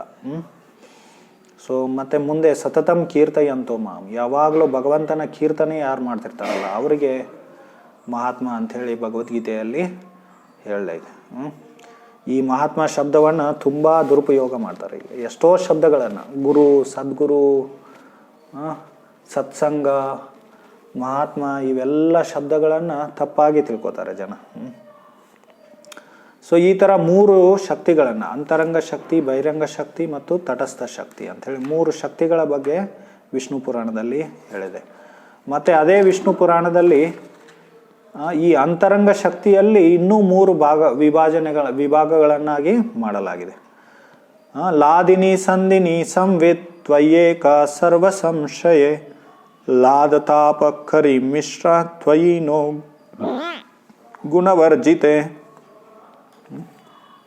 ಲಾದಿನಿ ಸಂದಿನಿ ಸಂವಿತ್, ಭಗವಂತನ ಅಂತರಂಗ ಶಕ್ತಿಗಳಲ್ಲೇನು 3 ಥರ ಶಕ್ತಿಗಳಿದೆ. ಮತ್ತೆ ಸಂದಿನಿ, ಸಂದಿನಿ ಅಂದರೆ ಒಂಥರ ಭೂದೇವಿ ಅಂತ ಹೇಳ್ತೀವಲ್ಲ, ಭೂದೇವಿಗೆ ಸಂದಿನಿ ಶಕ್ತಿ ಅಂತ ಹೇಳ್ತಾರೆ. ಮತ್ತು ಸಂವಿತ್ ಅಂದರೆ ಶ್ರೀದೇವಿ, ಮತ್ತು ಲಾದಿನಿ ಅಂದರೆ ಲೀಲಾದೇವಿ ಅಂಥೇಳಿ ಭಗವಂತನ ಲೀಲಾ ಶಕ್ತಿಗೆ ಲಾದಿನಿ ಶಕ್ತಿ ಅಂತ ಹೇಳ್ತಾರೆ. ಸೊ ಈ ಥರ 3 ಶಕ್ತಿಗಳಿದೆ ಮತ್ತೆ ಅಂತರಂಗ ಶಕ್ತಿಯಲ್ಲಿ. ಸೊ ಸಂದಿನಿ ಶಕ್ತಿಯಿಂದ ಏನಾಗುತ್ತೆ? ಭಗವಂತನ ಧಾಮ, ಆಧ್ಯಾತ್ಮಿಕ ಜಗತ್ತು, ಮತ್ತು ಭಗವಂತನ ಆಭರಣಗಳು, ಭಗವಂತನ ಸ್ವರೂಪ, ಭಗವಂತನ ಭಕ್ತರು, ಇವರೆಲ್ಲ ಸೃಷ್ಟಿ ಈ ಸಂದಿನಿ ಶಕ್ತಿಯಿಂದ ಆಗತ್ತೆ. ಮತ್ತು ಚಿತ್ ಶಕ್ತಿ ಅಂದರೆ ಸಂವಿತ್ ಶಕ್ತಿ ಅಂದರೆ ಭಗವಂತ ಎಲ್ಲವನ್ನ ತಿಳ್ಕೊಂಡಿರ್ತಾನೆ. ಅವನು ಹೇಗೆ ಒಬ್ಬ ಇಂಜಿನಿಯರ್ ಬಿಲ್ಡಿಂಗ್ ಡಿಸೈನ್ ಮಾಡಿದಾಗ ಆ ಬಿಲ್ಡಿಂಗ್ನಲ್ಲಿ ಏನೇನು ಎಲ್ಲಿದೆ ಅಂಥೇಳಿ ಇಂಜಿನಿಯರಿಂಗ್ಗೆ ಗೊತ್ತಿರುತ್ತೆ, ಸಿವಿಲ್ ಇಂಜಿನಿಯರಿಂಗ್. ಅದೇ ಥರ ಭಗವಂತನಿಗೆ ಎಲ್ಲ ಸೃಷ್ಟಿಗಳ ಬಗ್ಗೆ ಜ್ಞಾನ ಇರುತ್ತೆ, ನೇರವಾಗಿ ಅಥವಾ ಪ್ರತ್ಯಕ್ಷವಾಗಿ ಅಥವಾ ಅಪ್ರತ್ಯಕ್ಷವಾಗಿ. ಸೊ ಆ ಜ್ಞಾನ ಭಗವಂತನ ಸಂವಿತ್ ಶಕ್ತಿಯಿಂದ ಬರುತ್ತೆ ಅವನಿಗೆ, ಭಗವಂತನಿಗೆ. ಮತ್ತು 3ನೇದು ಲಾದಿನಿ ಶಕ್ತಿ. ಲಾದಿನಿ ಶಕ್ತಿ ಏನು? ಅದು ಆನಂದ ಶಕ್ತಿ ಅಂತೆ. ಭಗವಂತನಿಗೆ ಸುಖ ಆನಂದವನ್ನು ಕೊಡುವ ಶಕ್ತಿ ಅದು, ಅದಕ್ಕೆ ಲಾದಿನಿ ಶಕ್ತಿ ಅಂತ ಹೇಳ್ತಾರೆ. ಸೊ ಭಗವಂತನ ಯಾವಾಗಲೂ ಆನಂದ ಚಿನ್ಮಯ ರಸ ಪ್ರತಿಭಾವಿತ ಅಭಿಸ್ ಅಂತ ಹೇಳಿ ಭಗವಂತ ಆನಂದದ ಲೀಲೆಗಳಲ್ಲಿ, ಚಿನ್ಮಯ ರಸ ಲೀಲೆಗಳಲ್ಲಿ ತೊಡಗಿರ್ತಾನೆ. ಸೊ ಬ್ರಹ್ಮ ಸಂಹಿತೆಯಲ್ಲಿ ಏನು ಹೇಳಿದೆ? ಆನಂದ ಚಿನ್ಮಯ ರಸ ಪ್ರತಿಭಾವಿತಾಭಿಸ್ ತಾಭಿರ್ಯ ಏಮ ನಿಜ ರೂಪತಯಾ ಕಲಾಭಿ ಗೋವಿಂದಮಾದಿ ಪುರುಷಂ ತಮಹಂ ಭಜಾಮಿ ಅಂತ. ಸೊ ಅದರ ಅರ್ಥ ಏನಂದರೆ ಭಗವಂತನ ಲೀಲೆಗಳು ಆನಂದದಿಂದ, ಆಧ್ಯಾತ್ಮಿಕ ಆನಂದದಿಂದ ತುಂಬಿರುತ್ತವೆ. ಆ ಆಧ್ಯಾತ್ಮಿಕ ಆನಂದ ಏನು? ಅದಕ್ಕೆ ಲಾದಿನಿ ಶಕ್ತಿ ಅಂತ ಹೇಳ್ತಾರೆ. ಸೊ ಇದು ಚಿನ್ಮಯ ರಸ ಅಂತ ಹೇಳ್ಬೋದು ನಾವು. ಆಧ್ಯಾತ್ಮಿಕ ರಸ, ಆಧ್ಯಾತ್ಮಿಕ ಆನಂದದಿಂದ ಕೂಡಿರುತ್ತೆ. ಸೊ ಭಗವಂತ ಅವನ ಲೀಲೆಯಲ್ಲಿ ಎಲ್ಲೋ ನನಗೆ ತಲೆ ನೂಸ್ತಾ ಇದೆ ಅಂತ ಹೇಳಿ ಕೂತಿರಲ್ಲ, ಯಾವಾಗಲೂ ಆನಂದದಲ್ಲಿ ಅವನು ತೊಡಗಿರ್ತಾನೆ.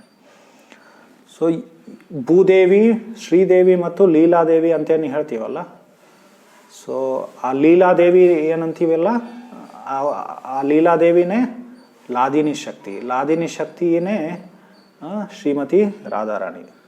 ಭಗವಂತನ ಅಂತರಂಗ ಶಕ್ತಿಯಲ್ಲಿ ಭಗವಂತನ 3 ಶಕ್ತಿಗಳಿದೆ: ಅಂತರಂಗ, ತಟಸ್ಥ, ಬಹಿರಂಗ.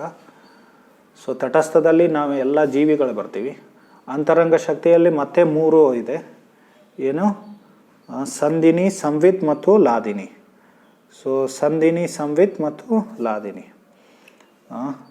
ಆ ಲಾದಿನಿ ಶಕ್ತಿನೇ ಶ್ರೀಮತಿ ರಾಧಾರಾಣಿ. ಇದು ರಾಧಾ ತತ್ವ ಅರ್ಥ. ಸೊ ರಾಧಾರಾಣಿ ಏನು ಮಾಡ್ತಾಳೆ?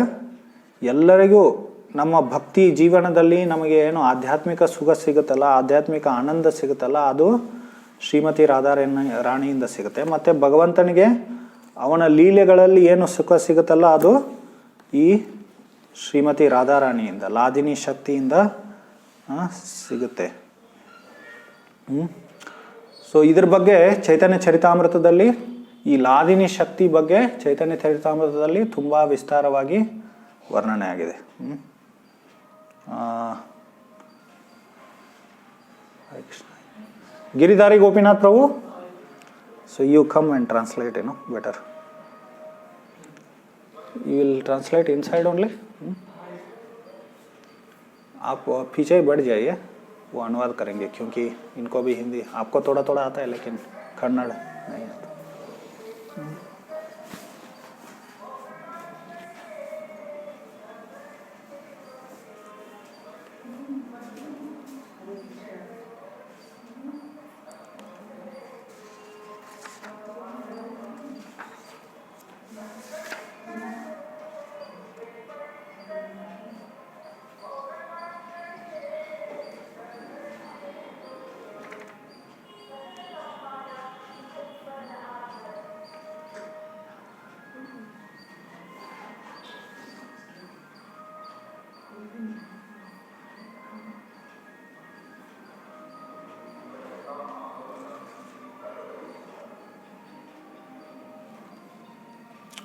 Haribol, I am waiting. What you are doing? Giridhari Gopinath Prabhu, here recordings are going on.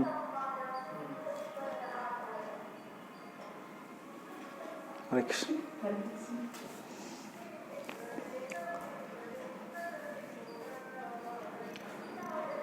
You close this door also, sound is coming. Okay.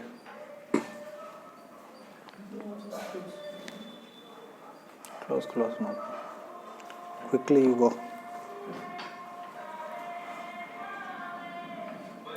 So Chaitanya ಚರಿತಾಮೃತದಲ್ಲಿ ಈ ಲಾದಿನಿ ಶಕ್ತಿ ಬಗ್ಗೆ ತುಂಬ ಚೆನ್ನಾಗಿ ಮತ್ತು ವಿಸ್ತಾರವಾಗಿ ಕೃಷ್ಣದಾಸ ಕವಿರಾಜ್ ಗೋಸ್ವಾಮಿಗಳು ವರ್ಣನೆ ಮಾಡ್ತಾರೆ.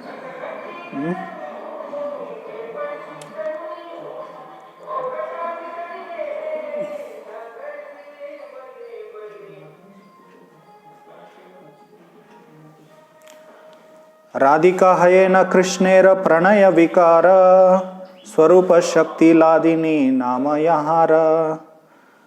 ಸೊ ಚೈತನ್ಯ ಚರಿತಾಮೃತ ಬಾಂಗ್ಲಾ ಭಾಷೆಯಲ್ಲಿದೆ. ನನ್ನ ಬಾಂಗ್ಲಾ ಉಚ್ಚಾರಣೆ ಅಷ್ಟು ಸರಿಯಾಗಿಲ್ಲ, ಆದರೂ ಪ್ರಯತ್ನ ಮಾಡೋಣ. ಸೊ ರಾಧಿಕಾ ಹಯೇನ ಕೃಷ್ಣೇರ ಪ್ರಣಯ ವಿಕಾರ. ಸೊ ಭಗವಂತನ ಪ್ರೀತಿಯ ವಿಕಾರ ಏನಿದೆ ಅಲ್ಲ, ಅದು ಶ್ರೀಮತಿ ರಾಧಿಕಾ ಅಂತ ಹೇಳಿ ಇಲ್ಲಿ ವರ್ಣನೆ ಮಾಡ್ತಾರೆ. ಸೊ ಭಗವಂತನ ಪ್ರೀತಿ, ಲವ್ ಏನಿದೆ ಅಲ್ಲ, ಅದರ ಮೂರ್ತಿಮಾನ ರೂಪ ಏನಿದೆ ಅದು ಶ್ರೀಮತಿ ರಾಧಿಕಾ. ಸ್ವರೂಪ ಶಕ್ತಿ ಲಾದಿನಿ ನಾಮಯಹಾರ.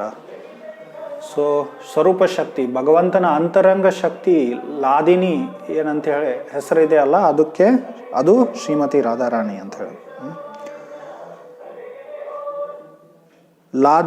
लादिनी खराय कृष्णे आनंदास्वादन लादिनीर द्वार करे भक्तेर पोषण. ಸೊ ಲಾದಿನಿ ಖರಾಯ ಕೃಷ್ಣೆ ಆನಂದಾಸ್ವಾದನ, ಭಗವಂತನಿಗೆ ಆನಂದ ಕೊಡುವ ಶಕ್ತಿ ಅದು ಲಾದಿನಿ ಶಕ್ತಿ. ಲಾದಿನೀರ ದ್ವಾರ ಕರೆ ಭಕ್ತೇರ ಪೋಷಣ. ಮತ್ತೆ ರಾಧಾರಾಣಿ ಲಾದಿನಿ ಶಕ್ತಿ ಏನು ಮಾಡುತ್ತೆ? ಸೊ ಭಕ್ತರ ಪೋಷಣ ಅಂದರೆ ಭಕ್ತರ ಭಕ್ತಿಯನ್ನು ಪೋಷಣೆ ಮಾಡುತ್ತೆ. ಯಾಕಂದರೆ ಭಕ್ತಿಯಲ್ಲಿ ನಮಗೆ ಆನಂದ ಮತ್ತು ಸುಖ ಸಿಗಲಿಲ್ಲ ಅಂದರೆ ಏನಾಗುತ್ತೆ? ನಾವು ಭಕ್ತಿಯಲ್ಲಿ ಮುಂದುವರಿಯೋದಿಲ್ಲ. ಅಂದರೆ ಅಥವಾ ಮುಂದುವರಿಯುವ ನಮಗೆ ಪ್ರೇರಣೆ ಸಿಗಲ್ಲ. ಈಗ ನೋಡಿ, ಇಲ್ಲಿ ಜಗತ್ತಿನಲ್ಲಿ ಎಲ್ಲರೂ ಎಲ್ಲ ಮಾಡೋದು ಎದಕ್ಕೆ? ನಮಗೆ ಸುಖ ಆಗಲಿ, ಸುಖ ಮತ್ತು ಆನಂದ ಆಗಲಿ ಅಂಥೇಳಿ ಎಲ್ಲರೂ ಏನೆಲ್ಲ ಮಾಡ್ತಾ ಇದ್ದಾರೆ. ಸೊ ಒಂದ್ಸಲ ಶ್ರೀಲ ಪ್ರಭುಪಾದರಿಗೆ ಒಬ್ಬರು ಕೇಳಿದರು, ಜೀವನದ ಉದ್ದೇಶ ಏನು ಅಂತ ಹೇಳಿ. ಪ್ರಭುಪಾದರು ಅದರ ಉತ್ತರ ಏನು ಹೇಳಿದರು? ಜೀವನದ ಉದ್ದೇಶ ಏನು? To enjoy life is the goal of life ಅಂತ ಹೇಳಿ. To enjoy is the goal of life. ನಾವು ಆನಂದ ಸುಖ ಪಡೆಯುವುದೇ ಜೀವನದ ಉದ್ದೇಶ ಅಂತ ಹೇಳಿ ಹೇಳ್ತಾರೆ ಪ್ರಭುಪಾದರ. ಸಾಮಾನ್ಯವಾಗಿ ಒಬ್ಬ ಆಧ್ಯಾತ್ಮವಾದಿಯಿಂದ ಈ ಥರ ಉತ್ತರ ಯಾರೂ ಏನು ಕಲ್ಪನೆ ಮಾಡಿರುವುದಿಲ್ಲ. ಸೊ ಅದರ ಅರ್ಥ ಏನು? ನಾವು ಮೂಲತಃ ನಾವು ಏನಾಗಿರ್ತೀವಿ? ನಮ್ಮ ಭಗವಂತ ನಾವು ಸಂಧಿನಿ ಸಂವಿತ್ ಮತ್ತು ಲಾದಿನಿ ಅಂತ ಹೇಳ್ತಿದ್ದೀವಲ್ಲ, ಅದಕ್ಕೆ ಇನ್ನೊಂದು ಹೆಸರು, ಇನ್ನೊಂದು ಶಬ್ದಗಳು ಬರುತ್ತೆ ಸಂಸ್ಕೃತದಲ್ಲಿ, ಸಚ್ಚಿದಾನಂದ ಅಂಥೇಳಿ. ಸೊ ಭಗವಂತ ಸಚ್ಚಿದಾನಂದ, ಯಾಕಂದರೆ ಭಗವಂತನಲ್ಲಿ ಸಚ್ಚಿತ್ ಮತ್ತು ಆನಂದ ಈ ಶಕ್ತಿಗಳಿದೆ. ಅದೇ ಥರ ಸೊ ನಾವು ಭಗವಂತನ ಅಂಶ ಆದದ್ದಕ್ಕೋಸ್ಕರ ನಾವು ಸಚ್ಚಿದಾನಂದ ನಾವು. ಸೊ ಆನಂದ ಅನ್ನೋದು ನಮ್ಮಲ್ಲಿ ಇದ್ದೇ ಇರುತ್ತೆ ಅದು. ಅದಕ್ಕೋಸ್ಕರ ನಾವು ನಮ್ಮ ಉದ್ದೇಶ, ಜೀವನದ ಉದ್ದೇಶ ಏನು? ಆನಂದವನ್ನು ಪಡೆಯುವುದು. ಸೊ ಈ ಲಾದಿನಿ ಶಕ್ತಿ ಏನು ಮಾಡುತ್ತೆ? ನಮಗೆ ಭಕ್ತಿ ಜೀವನದಲ್ಲಿ ಮತ್ತು ಆಧ್ಯಾತ್ಮಿಕ ಜೀವನದಲ್ಲಿ ಆನಂದವನ್ನು ಕೊಡುತ್ತೆ. ಇಲ್ಲಿ ಭಾವಾರ್ಥದಲ್ಲಿ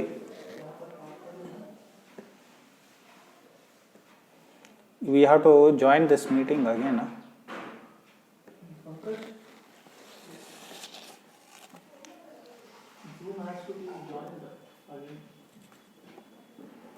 What is the password? Krishna. ಲಾದಿನಿ ಅಥವಾ ಶ್ರೀಮತಿ ರಾಧಾರಾಣಿ ಯಾರು? ಭಗವಂತನ ಆನಂದ ಏನಿದೆ ಅಲ್ಲ, ಅದರ ಮೂರ್ತಿಮಾನ ರೂಪ ಅದು. ಆ ಲಾದಿನಿಯಿಂದನೇ ಭಗವಂತ ಸುಖ ಪಡಿತಾನೆ.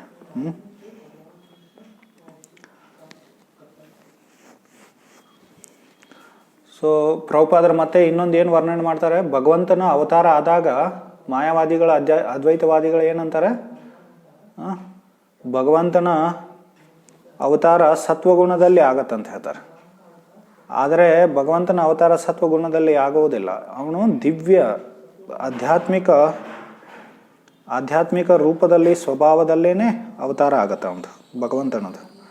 ಯಾಕಂದರೆ ಈ ಲಾದಿನಿ ಶಕ್ತಿ ಯಾವಾಗಲೂ ಭಗವಂತನಲ್ಲಿ ಇರುತ್ತೆ.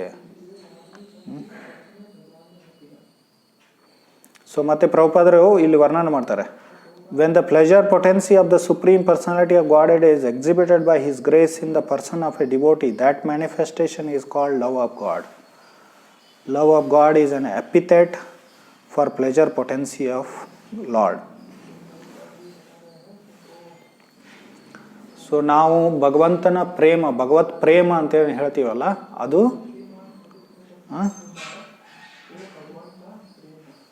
ಅದು ಈ ಶ್ರೀಮತಿ ರಾಧಾರಾಣಿ. ಇದ್ರ ಬಗ್ಗೆ ಮುಂದೆ ವರ್ಣನೆ ಮಾಡ್ತಾರೆ. ಭಗವಂತ ಇಲ್ಲಿ ಮುಂದೆ ವರ್ಣನೆ, ಇಲ್ಲಿ ಕೃಷ್ಣದಾಸ್ ಕವಿರಾಜ್ ಗೋಸ್ವಾಮಿಗಳು ವರ್ಣನೆ ಮಾಡ್ತಾರೆ. ಸಚ್ಚಿದಾನಂದ ಪೂರ್ಣ ಕೃಷ್ಣೇರ ಸ್ವರೂಪ ಏಕ ಹಿ ಚಿತ್ ಶಕ್ತಿ ತಾಂಡ್ರ ಧರೆ ತೀನ ರೂಪ.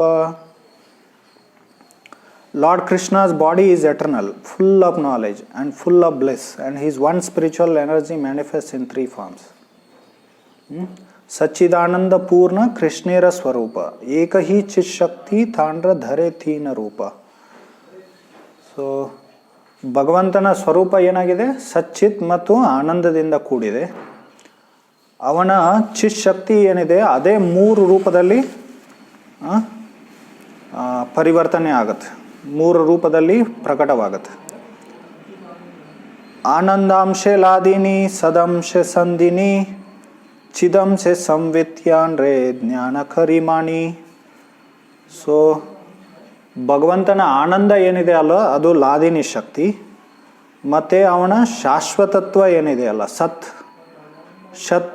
ಶಾಶ್ವತತ್ವ, ಅದು ಸಂದಿನಿ ಶಕ್ತಿ. ಮತ್ತು ಅವನ ಚಿದಂಶೆ ಸಂವಿತ್, ಅಂದರೆ ಅವನ ಜ್ಞಾನ ತತ್ವ ಏನಿದೆ ಅದು ಸಂವಿತ್ ಅಂತ ಹೇಳಿ ನಾವು ತಿಳ್ಕೊಬೇಕಂತ ಹೇಳಿ ಇಲ್ಲಿ ವರ್ಣನೆ ಆಗುತ್ತೆ. ಸೊ ಅದಾದ ನಂತರ ಈ ವಿಷ್ಣು ಪುರಾಣದ ಶ್ಲೋಕವನ್ನು ಅವರು ಅಲ್ಲಿ ಉಲ್ಲೇಖ ಮಾಡ್ತಾರೆ. ನಾವು ಅದನ್ನು ಚರ್ಚೆ ಮಾಡಿದ್ದೀವಿ. ಲಾದಿನಿ ಸಂದಿನಿ ಸಂವಿತ್ ತ್ವಯೇಕ ಸರ್ವ ಸಂಸ್ಥಿತೌ ಲಾದ ತಾಪಕರಿ ಮಿಶ್ರ ತ್ವಯಿ ನೋ ಗುಣವರ್ಜಿತೆ. ಸೊ ಲಾದಿನಿ ಸಂದಿನಿ ಸಂವಿತ್ ಅಂಥೇಳಿ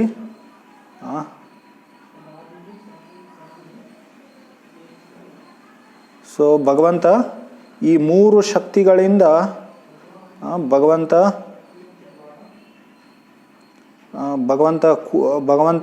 ಈ ಮೂರು ಶಕ್ತಿಗಳನ್ನು ಹೊಂದಿರ್ತಾನೆ.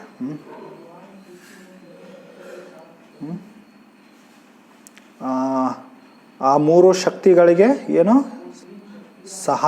ಸಹಾಯ ಮಾಡ್ತಿರ್ತಾನೆ. ಅಂದರೆ ಸಹಾಯ ಅಂದರೆ ಆಧಾರ ಅವನು ಕೃಷ್ಣ.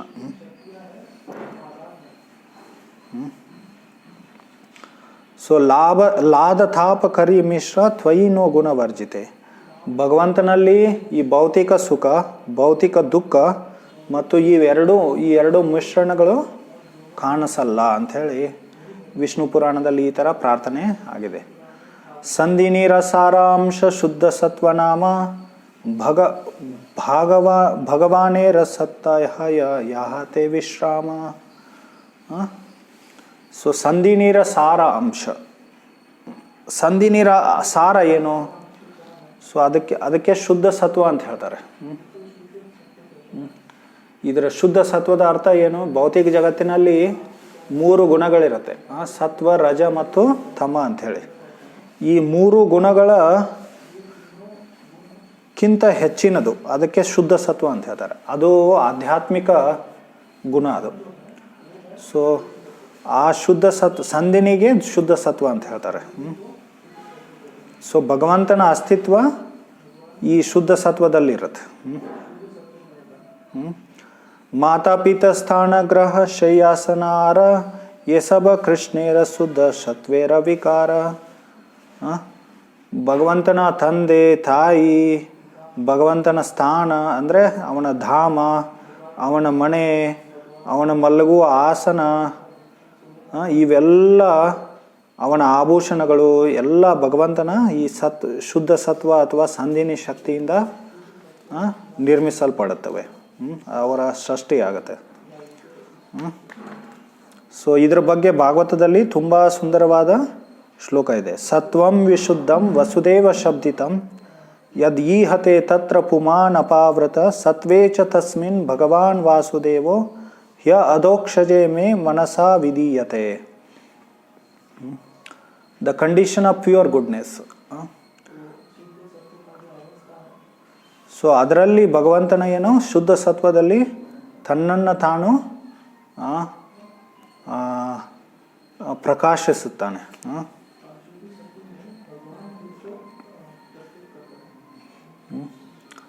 ಸೊ ಆ ಶುದ್ಧ ಸತ್ವ ಏನಿದೆ ಅದು ಭೌತಿಕ ಇಂದ್ರಿಯಗಳ ಮೇಲಿದೆ.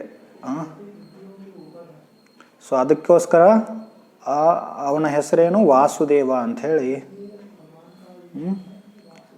ಅಂಥೇಳಿ ವರ್ಣನೆ ಆಗಿದೆ.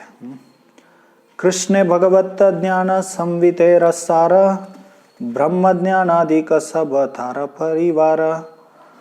ಆಮೇಲೆ ಈ ಚಿತ್ ಶಕ್ತಿ ಬಗ್ಗೆ ಅಥವಾ ಸಂವಿತ್ ಶಕ್ತಿ ಬಗ್ಗೆ ಇಲ್ಲಿ ಕೃಷ್ಣದಾಸ್ ಕವಿರಾಜ್ ಗೋಸ್ವಾಮಿಗಳು ವರ್ಣನೆ ಮಾಡ್ತಾರೆ. ಭಗವಂತನ ಜ್ಞಾನ ಏನಿದೆಯಲ್ಲ ಅದು ಏನು ಎಲ್ಲಿಂದ ಆಗತ್ತೆ? ಈ ಸಂವಿತ್ ಶಕ್ತಿಯಿಂದ ಆಗತ್ತೆ. ಸೊ ಬ್ರಹ್ಮಜ್ಞಾನ, ಈ ಭಗವದ್ಜ್ಞಾನ ಏನಂತೀವಲ್ಲ ಬ್ರಹ್ಮಜ್ಞಾನ, ಅದು ಈ ಸಂವಿತ್ ಶಕ್ತಿಯ ಇಂದ ಆಗತ್ತದು. ಲಾದಿ ನೀರಸಾರ ಪ್ರೇಮ ಪ್ರೇಮ ಸಾರ ಭಾವ ಭಾವೇರ ಪರಮ ಕಾಷ್ಟ ನಾಮ ಭಾವ. ಸೊ ಆಮೇಲೆ ಲಾದಿನಿ ಶಕ್ತಿ ಬಗ್ಗೆ ಕೃಷ್ಣದಾಸ್ ಕವಿರಾಜ್ ಗೋಸ್ವಾಮಿಗಳು ಏನು ಹೇಳ್ತಾರೆ? ಲಾದಿನಿ ಶಕ್ತಿಯ ಸಾರ ಏನು? ಪ್ರೇಮ, ಪ್ರೇಮ ಅಥವಾ ಪ್ರೀತಿ. ಇಲ್ಲಿ ಭೌತಿಕ ಜಗತ್ತಿನಲ್ಲಿ ಪ್ರೀತಿ ಏನಂತೀವಲ್ಲ ಅದೆಲ್ಲ ಏನು? ಅದು ಕಾಮ. ಅದು ಇಲ್ಲಿ ಇದೇ ಅಧ್ಯಾಯದಲ್ಲಿ ಕೃಷ್ಣದಾಸ್ ಕವಿರಾಜ್ ಗೋಸ್ವಾಮಿಗಳು ವರ್ಣನೆ ಮಾಡ್ತಾರೆ. ಆತ್ಮೇಂದ್ರಿಯ ಪ್ರೀತಿ ವಾಂಛ ದರೆ ಬಲೆ ಕಾಮ್ ಕೃಷ್ಣೇಂದ್ರಿಯ ಪ್ರೀತಿ ವಿಚ್ಛ ದರೆ ಪ್ರೇಮ ನಾಮ್ ಅಂತ. ಅಂದರೆ ನಮ್ಮ ಇಂದ್ರಿಯಗಳನ್ನು ಸಂತುಷ್ಟಪಡಿಸುವುದು, ತುಷ್ಟೀಕರಣ ಮಾಡುವುದಕ್ಕೆ ಕಾಮ ಅಂತ ಹೇಳ್ತಾರೆ. ಆದರೆ ಭಗವಂತನ ಇಂದ್ರಿಯಗಳನ್ನು ತುಷ್ಟೀಕರಣ ಮಾಡುವುದಕ್ಕೆ ಪ್ರೇಮ ಅಂತ ಹೇಳ್ತಾರೆ. ಸೊ ಈ ಭೌತಿಕ ಜಗತ್ತಿನಲ್ಲಿ ಪ್ರೇಮ ಪ್ರೀತಿ ಅನ್ನೋದೆಲ್ಲ ಕಾಮ ಅದು.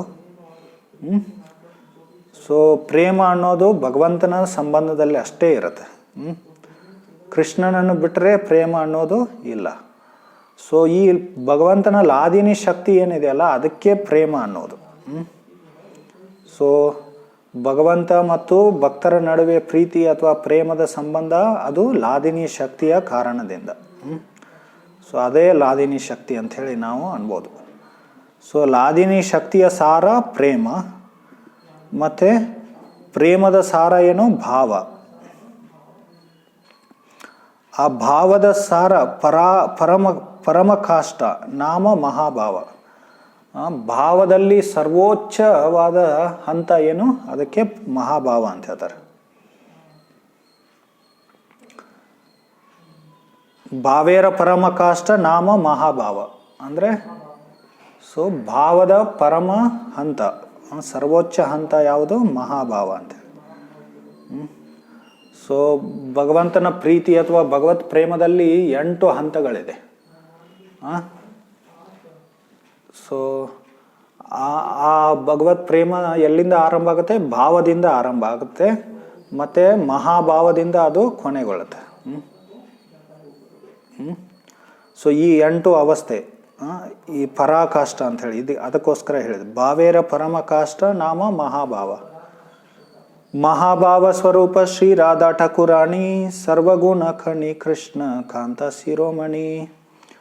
ಆ ಮಹಾಭಾವದ ಸ್ವರೂಪನೇ ಶ್ರೀಮತಿ ರಾಧಾ ಠಾಕುರಾಣಿ ಅಂತ ಹೇಳಲಾಗಿದೆ ಇಲ್ಲಿ. ಶ್ರೀಮತಿ ರಾಧಿಕಾ ಯಾರು, ಆ ಮಹಾಭಾವದ ಸ್ವರೂಪ. ಅಂದರೆ ಎಲ್ಲ ಭಗವಂತನ ಪ್ರೀತಿ ಮತ್ತು ಭಗವಂತನ ಪ್ರೇಮ ಯಾರಲ್ಲಿರುತ್ತೆ, ಶ್ರೀಮತಿ ರಾಧಾರಾಣಿಯಲ್ಲಿರುತ್ತೆ. ಸೊ ನಾವು ಭಗವಂತನ ಪ್ರೀತಿಯನ್ನು ಪಡಿಬೇಕಾದ್ರೆ ಯಾರಿಂದ ಪಡಿಬೇಕು, ಅದು ಶ್ರೀಮತಿ ರಾಧಾರಾಣಿಯಿಂದ ಪಡಿಬೇಕು ನಾವು. ಸರ್ವಗುಣ ಖಣಿ ಕೃಷ್ಣ ಕಾಂತ ಶಿರೋಮಣಿ.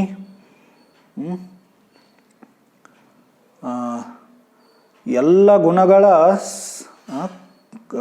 ಖಣಿ ಶ್ರೀಮತಿ ರಾಧಾರಾಣಿ. ಮತ್ತು ಭಗವಂತನ ಪ್ರೇಯಸಿಯರು, ಭಗವಂತನ ರಾಣಿಯರಲ್ಲಿ ಸರ್ವಶ್ರೇಷ್ಠ ಯಾರು, ಶ್ರೀಮತಿ ರಾಧಾರಾಣಿ ಅಂತ.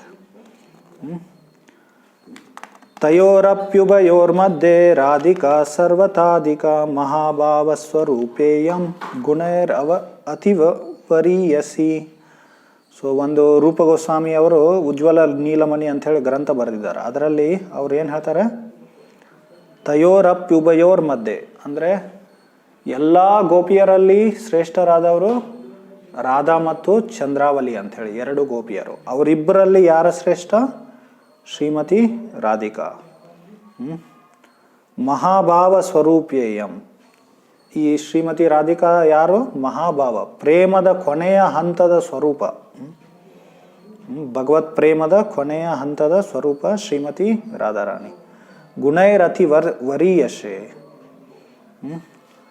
ಸೊ ಎಲ್ಲ ಭಕ್ತರಲ್ಲಿ ಭಗವಂತನ ಎಷ್ಟು ಭಕ್ತರು ಇರ್ತಾರಲ್ಲ ಅವರು ಎಲ್ಲಕ್ಕಿಂತ ಹೆಚ್ಚಿನ ಗುಣಗಳನ್ನು ಹೊಂದಿದವಳು ಶ್ರೀಮತಿ ರಾಧಿಕಾ ಅಂಥೇಳಿ ಇಲ್ಲಿ ರೂಪ ಗೋಸ್ವಾಮಿ ವರ್ಣನೆ ಮಾಡ್ತಾರೆ. ಕೃಷ್ಣ ಪ್ರೇಮ ಭಾವಿತ ಯಾಂಡ್ರ ಚಿತ್ತೇಂದ್ರಿಯ ಖಾಯ ಕೃಷ್ಣ ನಿಜ ಶಕ್ತಿ ರಾಧಾ ಕ್ರೀಡಾರ ಸಹಾಯ. ಸೊ ಕೃಷ್ಣ ಪ್ರೇಮ ಭಾವಿತ ಯಾಂಡ್ರ ಚಿತ್ತೇಂದ್ರಿಯ ಖಾಯ ಅಂದರೆ ಶ್ರೀಮತಿ ರಾಧಾರಾಣಿಯ ಮನಸ್ಸು, ಇಂದ್ರಿಯಗಳು, ಶರೀರ, ದೇಹ ಎಲ್ಲ ಕೃಷ್ಣ ಪ್ರೇಮದಿಂದ ಕೂಡಿರುತ್ತೆ. ಸೊ ಅವಳು ಕೃಷ್ಣನ ಸ್ವಯಂ ಶಕ್ತಿ ಮತ್ತು ಕೃಷ್ಣನ ಲೀಲೆಗಳಲ್ಲಿ ಸಹಾಯ ಮಾಡ್ತಾಳೆ. ಕೃಷ್ಣ ನಿಜ ಶಕ್ತಿ ರಾಧಾ ಕ್ರೀಡಾರ ಸಹಾಯ. ಸೊ ಅದಕ್ಕೋಸ್ಕರ ಆ ಶ್ಲೋಕವನ್ನು, ಬ್ರಹ್ಮ ಸಂಹಿತೆಯ ಶ್ಲೋಕವನ್ನು ಇಲ್ಲಿ ವರ್ಣನೆ ಮಾಡಿದೆ.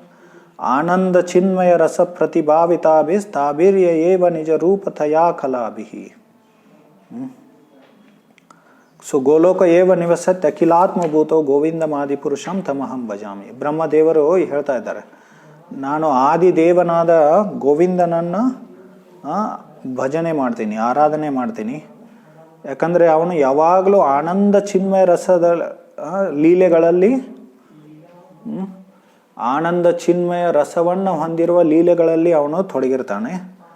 ಸೊ ಯಾರ ಜೊತೆ ಆ ಲೀಲೆಗಳನ್ನು ಮಾಡ್ತಿರ್ತಾನೆ, ತಾಭಿರ್ಯ ಏವ ನಿಜ ರೂಪ ತಯಾ ಕಲಾಭಿ ಅಂದರೆ ನಿಜ ರೂಪ, ತನ್ನ ರೂಪ, ಮತ್ತು ಕಲಾಭಿಹಿ. ಕಲಾಭಿ ಅಂದರೆ ಇಲ್ಲಿ ಭಗವಂತನ ಭಕ್ತರಿಗೆ ಕಲಾಭಿ ಅಂತ ಹೇಳ್ತಾರೆ. ವಿಶೇಷವಾಗಿ ಈ ಗೋಪಿಯರಿಗೆ, ಇಲ್ಲಿ ಕಲಾ ಶಬ್ದದ ಅರ್ಥ ಏನು? ಗೋಪಿಯರಿಗೆ. ಆ ಎಲ್ಲ ಗೋಪಿಯರು ಯಾರು? ಶ್ರೀಮತಿ ರಾಧಾರಾಣಿಯ ಬೇರೆ ಬೇರೆ ರೂಪ ವಿಸ್ತಾರಗಳು ಅವೆಲ್ಲ. ಕೃಷ್ಣೇರ ಕರಾಯ ಚ ರಸ ಆಸ್ವಾದನ ಕ್ರೀಡಾ ರಸಹಾಯ ಚ ಶುನೋ ವಿವರಣ. ಸೊ ಈ ಥರ. ಆಮೇಲೆ ಕೃಷ್ಣದಾಸ್ ಕವಿರಾಜ್ ಗೋಸ್ವಾಮಿ ಭಗವಂತನ ಬೇರೆ ಬೇರೆ ರಾಣಿಯರು ಮತ್ತು ಭಗವಂತನ ಪ್ರೇಯಸಿಯರ ಬಗ್ಗೆ ವರ್ಣನೆ ಮಾಡ್ತಾರೆ. ಆ ಥರ ವರ್ಣನೆ ಮಾಡಿ ಅವರಲ್ಲಿ ಎಲ್ಲರಲ್ಲಿ ಶ್ರೇಷ್ಠನಾದವ್ರು ಯಾರು? ಶ್ರೀಮತಿ ರಾಧಾರಾಣಿ ಅಂಥೇಳಿ ಅವರು ವರ್ಣನೆ ಮಾಡ್ತಾರೆ. ಸೊ ಸಾರವಾಗಿ ಏನು ತಿಳ್ಕೊಬೇಕಂದ್ರೆ, ಭಗವಂತನ ಪ್ರೇಮ, ಭಗವಂತನ ಆನಂದ ಮತ್ತು ಸುಖ ಅದೆಲ್ಲ ಏನಿದೆ ಶ್ರೀಮತಿ ರಾಧಾರಾಣಿಯ ಸ್ವರೂಪ ಅದು. ಸೊ ಅದನ್ನು ನಾವು ತಿಳ್ಕೊಬೇಕು. ಅಥವಾ ಭಗವಂತನ ಸುಖನೇ ಶ್ರೀಮತಿ ರಾಧಾರಾಣಿ ಆಗಿ ಪ್ರಕಟವಾಗತ್ತೆ. ಇದನ್ನು ನಾವು ತಿಳ್ಕೊಬೇಕು. ಸೊ ಮತ್ತೆ ನಾವು ಹರೇ ಕೃಷ್ಣ ಮಂತ್ರ ಜಪ ಮಾಡ್ತೀವಲ್ಲ, ಅದರಲ್ಲಿ ಹರೇ ಶಬ್ದ ಏನಿದೆ ಅದು ರಾಧಾರಾಣಿಗೆ ಸಂಬೋಧನೆ ಮಾಡುತ್ತೆ. ಸೊ ಹರೇ ಅಂದರೆ ಓ ಭಗವಂತನ ಶಕ್ತಿ ಅಂದರೆ ರಾಧಾರಾಣಿ, ಕೃಷ್ಣ ರಾಮ. ಈ ಹರೇ ಕೃಷ್ಣ ಮಂತ್ರದಲ್ಲಿ ಹರೇ ಕೃಷ್ಣ ಕೃಷ್ಣ ಕೃಷ್ಣ ಹರೇ ಹರೇ, ಹರೇ ರಾಮ ರಾಮ ರಾಮ ಹರೇ ಹರೇ. ಸೊ ಇಲ್ಲಿ ಮೂರು ಶಬ್ದಗಳಿದೆ. ಒಂದು ಹರೇ, ಇನ್ನೊಂದು ಕೃಷ್ಣ, ಮತ್ತು ಮೂರನೇದು ರಾಮ ಅಂಥೇಳಿ. ಸೊ ಕೃಷ್ಣ ಅಂದರೆ ಈ ಸರ್ವಾಕರ್ಷಕ. ಸೊ ಹೇ ಸರ್ವಾಕರ್ಷಕ ದೇವನೇ ಅಥವಾ ಸರ್ವ ಆನಂದದ ಸಾಗರನಾದ ರಾಮನೇ, ನನ್ನನ್ನು ನಿನ್ನ ಸೇವೆಯಲ್ಲಿ ತೊಡಗಿಸಿ. ಅದಕ್ಕಿಂತ ಮುಂಚೆ ಏನು? ಹೇ ಭಗವಂತನ ಶಕ್ತಿಯೇ ಅಂಥೇಳಿ ಭಗವಂತನ ಶಕ್ತಿಗೆ ಸಂಬೋಧನೆ ಮಾಡಲಾಗಿದೆ. ಸೊ ಅದಕ್ಕೆ ಹರೇ ಅಂತೇಳಿ, ಹರ ಅಂದರೆ ಭಗವಂತನ ಶಕ್ತಿ, ಹರೇ ಅಂದರೆ ಅದು ಸಂಬೋಧನೆ ವಾಚಕ ಆದಾಗ ಅದು ಹರೇ ಆಗುತ್ತೆ. ಅದು ನಾವು ಯಾರನ್ನು ಕರಿತಾ ಇದ್ದೀವಿ? ಶ್ರೀಮತಿ ರಾಧಾರಾಣಿಯನ್ನು ಕರಿತಾ ಇದ್ದೀವಿ. ಸೊ ರಾಧಾ ಹೆಸರು ಹರೇ. ಅದು ಹರೇ ಅಂದರೆ ರಾಧಾ. ಸೊ ನಾವು ಭಗವಂತನ ನಾಮವನ್ನು ತಗೊಳ್ಳೋದಕ್ಕಿಂತ ಮುಂಚೆ ಅವನ ಶಕ್ತಿಯ ನಾಮವನ್ನು ನಾವು ತಗೋತೀವಿ. ಈಗ ನೋಡಿ, ಸೀತಾರಾಮ್ ಅಂತ ಹೇಳ್ತೀವಿ ನಾವು, ರಾಮ ಸೀತಾ ಅಂತ ಅನ್ನಲ್ಲ, ಸೀತಾರಾಮ್ ಅಂತ ಹೇಳ್ತೀವಿ. ಅಥವಾ ಲಕ್ಷ್ಮೀ ನಾರಾಯಣ, ನಾರಾಯಣನಕ್ಕಿಂತ ಮುಂಚೆ ಯಾರ ಹೆಸರು ತಗೋತೀವಿ? ಲಕ್ಷ್ಮೀದೇವಿ ಹೆಸರನ್ನು ತಗೋತೀವಿ. ನಾವು ಅದಕ್ಕೋಸ್ಕರ ಇಲ್ಲಿ ಹರೇ ಕೃಷ್ಣ ಅಂತೀವಿ ನಾವು. ಕೃಷ್ಣನಕ್ಕಿಂತ ಮುಂಚೆ ಯಾರನ್ನು ಕರಿತಾ ಇದ್ದೀವಿ? ಹರೇ ಅಥವಾ ರಾಧಾರಾಣಿಯನ್ನು ಕರಿತಾ ಇದ್ದೀವಿ ನಾವು. ಸೊ ಯಾಕೆ ಈ ಥರ? ಯಾಕಂದರೆ ಭಗವಂತನ ಕೃಪೆಯನ್ನು ಪಡಿಬೇಕಂದ್ರೆ ಮೊದಲು ಭಗವಂತನಿಗೆ ಯಾರು ಪ್ರಿಯರಾಗಿರ್ತಾರಲ್ಲ ಅವರಿಂದ ನಾವು ಕೃಪೆಯನ್ನು ಪಡಿಬೇಕು. ಅಥವಾ ಅವರನ್ನು ನಾವು ಪ್ರಸನ್ನ ಮಾಡಿದರೆ ಭಗವಂತನ ಏನೋ ಪ್ರಸನ್ನನಾಗಿಬಿಡ್ತಾನೆ. ಸೊ ಅದಕ್ಕೋಸ್ಕರ ನಾವು ಮೊದಲು ಭಗವಂತನ ಶಕ್ತಿಗಳ ಹೆಸರನ್ನು ನಾವು ಉಚ್ಚಾರಣೆ ಮಾಡ್ತೀವಿ ನಾವು, ಅಥವಾ ಸಂಬೋಧನೆ ಮಾಡ್ತೀವಿ. ಸೊ ಅದು ವಿಶೇಷತೆ. ಮತ್ತು ಸಾಮಾನ್ಯವಾಗಿ ವೃಂದಾವನದಲ್ಲಿ ಏನು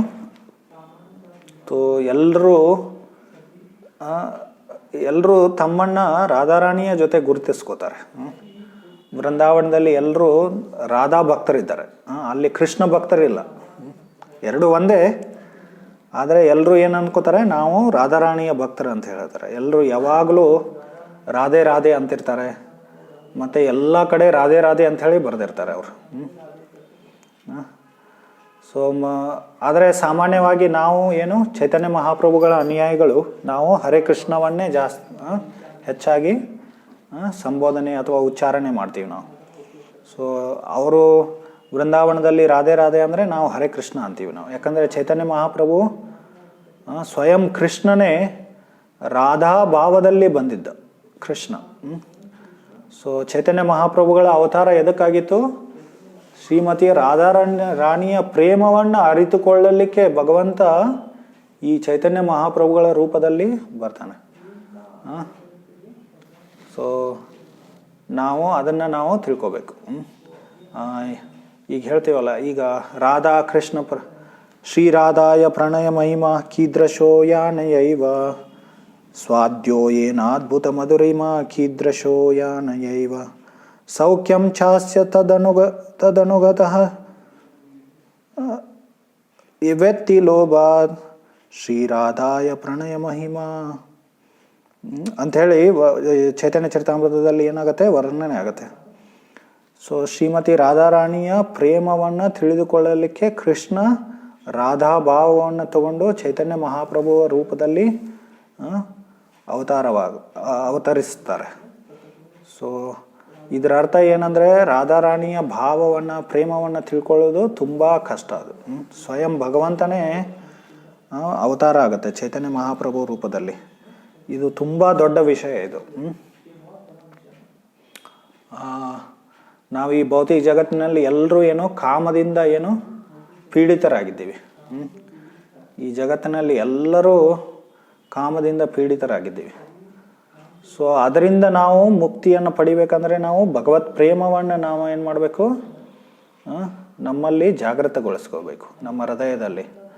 ಸೊ ಅದಕ್ಕೋಸ್ಕರ ನಮಗೆ ಶ್ರೀಮತಿ ರಾಧಾರಾಣಿಯ ಕೃಪೆ ಬೇಕು. ಸೊ ಪ್ರಭುಪಾದರು ಯಾವಾಗಲೂ ರಾಧೆ ರಾಧೆ ಅಂದ್ರೂ ಏನಂತಿದ್ರು, ಅವರು ಹರೇ ಕೃಷ್ಣ ಅಂತಿದ್ರು. ಯಾಕಂದರೆ ಚೈತನ್ಯ ಮಹಾಪ್ರಭುಗಳು ಈ ಹರೇ ಕೃಷ್ಣ ಮಹಾಮಂತ್ರವನ್ನು ಪ್ರಚಾರ ಮಾಡಿದ್ದಾರೆ. ಮತ್ತು ಇನ್ನೊಂದೇನು, ಶ್ರೀಮತಿ ರಾಧಾರಾಣಿಯ ಪ್ರತಿ ತುಂಬ ಸಲಿಗೆ ಆಗಬಾರ್ದು ಅಂಥೇಳಿ ಯಾವಾಗಲೂ ಹರೇ ಕೃಷ್ಣವನ್ನೇ ಚೈತನ್ಯ ಪ್ರಭುಪಾದರು ಹೇಳ್ತಾಯಿದ್ರು. ಅವರಿಗೆ ಬೃಂದಾವನದಲ್ಲಿದ್ದಾಗ ಯಾರಾದರೂ ರಾಧೆ ರಾಧೆ ಅಂಥೇಳಿ ನಮಸ್ಕಾರ ಮಾಡಿದ್ರೇನು, ಪ್ರಭುಪಾದರು ಹರೇ ಕೃಷ್ಣ ಅಂಥೇಳಿ ಹೇಳ್ತಾಯಿದ್ರು. ಯಾಕಂದರೆ ಸೊ ರಾಧಾರಾಣಿಯ ಸ್ಥಾನಕ್ಕೆ ನಮಗೆ ಸಲುಗೆ ಆಗಬಾರ್ದು ಅಂಥೇಳಿ.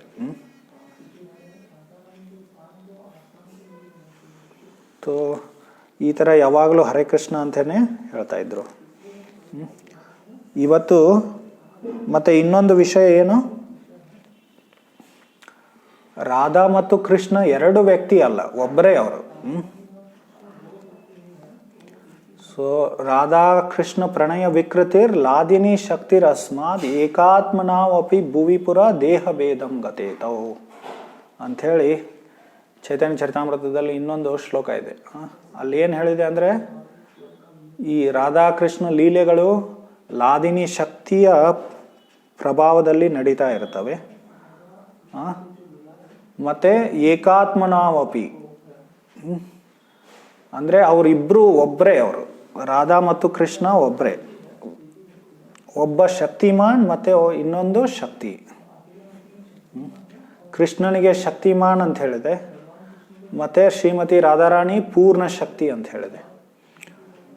ನಾವು ವೇದಾಂತ ಸೂತ್ರದಲ್ಲಿ ಏನು ಕೇಳ್ತೀವಿ, ಶಕ್ತಿ ಮತಯೋರ್ ಅಭಿನ್ನತ್ವಂ ಅಂಥೇಳಿ.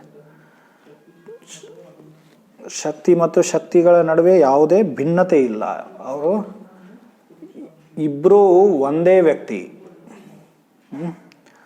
ಸೊ ಒಂದೇ ವ್ಯಕ್ತಿ ಈಗ ಲೀಲೆಗಳನ್ನು ಮಾಡಲಿಕ್ಕೆ, ಲೀಲೆಗಳ ಸುಖವನ್ನು ಆಸ್ವಾದನೆ ಮಾಡಲಿಕ್ಕೆ ಇಬ್ಬರಾಗಿದ್ದಾರೆ. ಸೊ ಅವ್ರ ಹಿಂದೆ ಒಬ್ಬರೇ ಇದ್ದರು, ಒಬ್ಬರೇ ಆಗಿದ್ದರು. ಈಗ ಏನಾಗಿದ್ದಾರೆ, ಇಬ್ಬರಾಗಿದ್ದಾರೆ. ಮತ್ತು ಚೈತನ್ಯ ಚರಿತಾಮೃತದಲ್ಲಿ ಏನು ವರ್ಣನೆ ಆಗುತ್ತೆ, ಮತ್ತೆ ಅವರಿಬ್ಬರು ಚೈತನ್ಯ ಮಹಾಪ್ರಭು ರೂಪದಲ್ಲಿ ಒಬ್ಬರೇ ಆಗಿದ್ದಾರೆ ಅಂಥೇಳಿ ವರ್ಣನೆ ಆಗಿದೆ. ಈ ಥರ ಏಕಾತ್ಮನಾವಪಿ ಭುವಿಪುರ ದೇಹ ಭೇದಂ ಗತೇತೌ. ಸೊ ಎನಿವೆ, ವಿಶೇಷವಾಗಿ ಸಾರ ರೂಪದಲ್ಲಿ ಏನು ಭಗವಂತನ ಆನಂದ ಶಕ್ತಿ ಏನಿದೆ ಅದು ಶ್ರೀಮತಿ ರಾಧಾರಾಣಿ. ಅದಕ್ಕೆ ಇನ್ನೊಂದು ಹೆಸರು ಲಾದಿನಿ ಶಕ್ತಿ ಅಂಥೇಳಿ. ಮತ್ತು ಭಗವಂತನ ಪ್ರೀತಿ ಮತ್ತು ಪ್ರೇಮ ಅಂತೇನು ಹೇಳ್ತೀವಲ್ಲ, ಅದು ಲಾದಿನಿ ಶಕ್ತಿ. ಸೊ ಅದಕ್ಕೋಸ್ಕರ ನಮಗೆ ಆಧ್ಯಾತ್ಮಿಕ ಆನಂದ ಮತ್ತು ಭಗವಂತನ ಪ್ರೇಮ ಪಡಿಬೇಕಂದ್ರೆ ನಾವು ಶ್ರೀಮತಿ ರಾಧಾರಾಣಿಗೆ ಪ್ರಾರ್ಥನೆ ಮಾಡಬೇಕು. ವಿಶೇಷವಾಗಿ ಇವತ್ತು ಶ್ರೀಮತಿ ರಾಧಾರಾಣಿ ಆವಿರ್ಭಾವ ದಿನ. ಇವತ್ತು ತುಂಬ ಶ್ರೀಮತಿ ರಾಧಾರಾಣಿ ಏನು ಕೃಷ್ಣನಿಗಿಂತ ಹೆಚ್ಚು ಕೃಪಾಳು. ಸೊ ಯಾವಾಗಲೂ ಶ್ರೀಮತಿ ರಾಧಾರಾಣಿ ಏನು ಮಾಡ್ತಿರ್ತಾಳೆ, ಎಲ್ಲ ಜೀವಿಗಳನ್ನು ಭಗವಂತನ ಸೇವೆಯಲ್ಲಿ ತೊಡಗಿಸ್ತಾಳೆ ಅವಳು. ಈಗ ನಮ್ಮ ರೂಪ ಗೋಸ್ವಾಮಿಗಳು ಭಕ್ತಿ ರಸಾಮೃತ ಸಿಂಧುವಿನಲ್ಲಿ ಅನ್ಯಾಭಿಲಾಷಿತ ಭಕ್ತಿಯ ರೂಪ ಗೋಸ್ವಾಮಿಗಳು ಭಕ್ತಿಯ ಒಂದು ಪರಿಭಾಷೆಯನ್ನು ವರ್ಣನೆ ಮಾಡ್ತಾರೆ. ಅನ್ಯಾಭಿಲಾಷಿತ ಶೂನ್ಯಂ ಜ್ಞಾನ ಕರ್ಮಾದಿನಾವೃತಂ ಆನುಕೂಲ್ಯೇನ ಕೃಷ್ಣಾನುಶೀಲನಂ ಭಕ್ತಿರುತ್ತಮ. ಎಲ್ಲ ಭೌತಿಕ ಇಚ್ಛೆಗಳನ್ನು ಶೂನ್ಯ ಮಾಡಿ ಜ್ಞಾನ ಮತ್ತು ಕರ್ಮ ಆದಿಗಳ ಪ್ರಭಾವವಿಲ್ಲದ ಅನುಕೂಲ ಭಾವದಿಂದ ಕೃಷ್ಣನ ಸೇವೆಯಲ್ಲಿ ತೊಡಗುವುದಕ್ಕೆ ಶುದ್ಧ ಭಕ್ತಿ ಅಂತ ಹೇಳ್ತಾರೆ, ಉತ್ತಮ ಭಕ್ತಿ ಅಂತ ಹೇಳ್ತಾರೆ. ಸೊ ಈ ಶುದ್ಧ ಭಕ್ತಿಯನ್ನು ನಾವು ಇನ್ನೂ ಬೇರೆ ಸಮಯದಲ್ಲಿ ನಾವು ಚರ್ಚೆ ಮಾಡೋಣ ವಿಸ್ತಾರವಾಗಿ. ಈ ಪರಿಭಾಷೆಯಲ್ಲಿ ಏನು ಶೀಲನಂ ಶಬ್ದದ ಅರ್ಥ ಏನು, ನಮ್ಮ ಕಾರ್ಯಗಳಿಗೆ, ನಮ್ಮ ಮನಸ್ಸಿನಿಂದ, ವಾಣಿಯಿಂದ, ದೇಹದಿಂದ ನಾವು ಮಾಡುವ ಕಾರ್ಯಗಳಿಗೆ ಶೀಲನಂ ಅಂತ ಹೇಳ್ತಾರೆ. ಆ ಕಾರ್ಯಗಳನ್ನು ನಾವು ಕೃಷ್ಣನ ಸಂಬಂಧದಲ್ಲಿ ಮಾಡಿದರೆ ಅದಕ್ಕೆ ನಾವು ಭಕ್ತಿ ಅಂತ ಹೇಳ್ತೀವಿ, ಭಕ್ತಿ ಕಾರ್ಯಗಳಾಗ್ತವೆ. ಸೊ ಭೌತಿಕ ಜಗತ್ತಿನಲ್ಲಿ ಎಲ್ಲ ಕಾರ್ಯಗಳು ಈ ಮೂರು ಗುಣಗಳ ಪ್ರಭಾವದಿಂದ ಆಗತ್ತವೆ. ಪ್ರಕೃತಿ ಕ್ರಿಯಮಾಣಾನಿ ಗುಣೈ ಕರ್ಮಾಣಿ ಸರ್ವಶ. 3ನೇ ಅಧ್ಯಾಯದ 27ನೇ ಶ್ಲೋಕದಲ್ಲಿ ಭಗವಂತ ಕೃಷ್ಣ ಏನು ಹೇಳಿದ್ದಾನೆಂದರೆ, ಎಲ್ಲ ಭೌತಿಕ ಕಾರ್ಯಗಳು ಮೂರು ಗುಣಗಳ ಸತ್ವ ರಜ ತಮ ಮತ್ತು ಸತ್ವ ರಜ ತಮ ಗುಣಗಳ ಪ್ರಭಾವದಿಂದ ಆಗತ್ತವೆ. ಸೊ ಒಬ್ಬ ವ್ಯಕ್ತಿ ತುಂಬ ಶಾಂತವಾಗಿರ್ತಾನೆ, ಅದು ಸತ್ವಗುಣದ ಲಕ್ಷಣ. ಇನ್ನೊಬ್ಬ ವ್ಯಕ್ತಿ ತುಂಬ ಕ್ರಿಯಾಶೀಲ, ಅವನು ಶಾಂತ ಕೂಡ್ಲಿಕ್ಕೆ ಆಗಲ್ಲ, ಅದು ರಜೋಗುಣದ ಪ್ರಭಾವ. ಇನ್ನೊಬ್ಬ ತುಂಬ ಅಲಸಿಯಾಗಿರ್ತಾನೆ ಅವನು, ಸೊ ಅದು ತಮಗುಣದ ಪ್ರಭಾವ. ನಾವೆಲ್ಲ ಕಾರ್ಯಗಳನ್ನು ಈ ಗುಣಗಳ ಪ್ರಭಾವದಲ್ಲಿ ಮಾಡ್ತೀವಿ ನಾವು. ಆದರೆ ಎಲ್ಲ ಆಧ್ಯಾತ್ಮಿಕ ಕಾರ್ಯಗಳು ಈ ಲಾದಿನಿ ಶಕ್ತಿಯ ಪ್ರಭಾವದಲ್ಲಿ ಆಗ್ತವೆ. ನಮ್ಮ ಭೌತಿಕ ಕಾರ್ಯಗಳು ಭಕ್ತಿ ಕಾರ್ಯಗಳು ಅಥವಾ ಆಧ್ಯಾತ್ಮಿಕ ಕಾರ್ಯಗಳಾಗಬೇಕಾದ್ರೆ, ಭಕ್ತಿ ಆಗಬೇಕಾದ್ರೆ ನಮಗೆ ಈ ಲಾದಿನಿ ಶಕ್ತಿಯ ಕೃಪೆ ಬೇಕು. ಸೊ ಈ ಲಾದಿನಿ ಶಕ್ತಿಯ ಕೃಪೆ ಎಲ್ಲಿಂದ ಬರುತ್ತೆ? ನಮ್ಮ ಗುರು ಪರಂಪರೆಯಿಂದ, ಕೃಷ್ಣನಿಂದ ಗುರು ಪರಂಪರೆಯಿಂದ ಬರುತ್ತೆ. ಅಥವಾ ಎಲ್ಲ ಗುರುಗಳು ಏನು ಶ್ರೀಮತಿ ರಾಧಾರಾಣಿಯ ಪ್ರತಿನಿಧಿ ಆಗಿರ್ತಾರೆ, ಅವರು ನಮಗೆ ಈ ಆಧ್ಯಾತ್ಮಿಕ ಶಕ್ತಿಯನ್ನು ಕೊಡ್ತಾರೆ. ಈ ಭಕ್ತಿ ಶಕ್ತಿಯನ್ನು ಕೊಡ್ತಾರೆ. ಅದಕ್ಕೋಸ್ಕರ ಇವತ್ತಿನ ದಿನ ನಾವೇನು ಮಾಡಬೇಕು?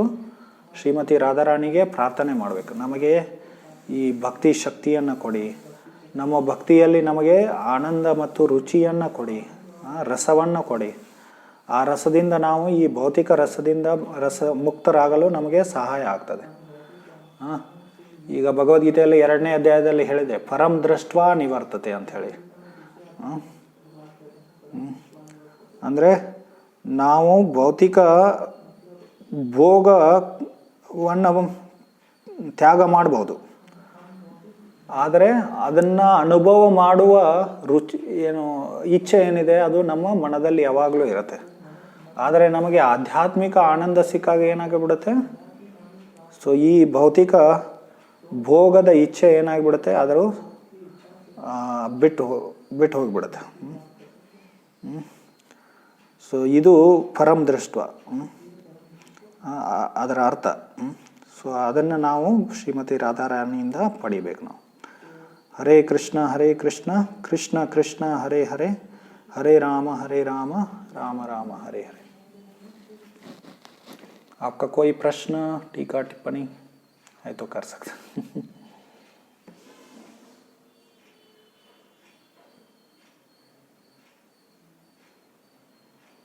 ಏನಾದರೂ ಪ್ರಶ್ನೆ ಇದೆಯಾ? ಪ್ರಶ್ನೆ है आपके?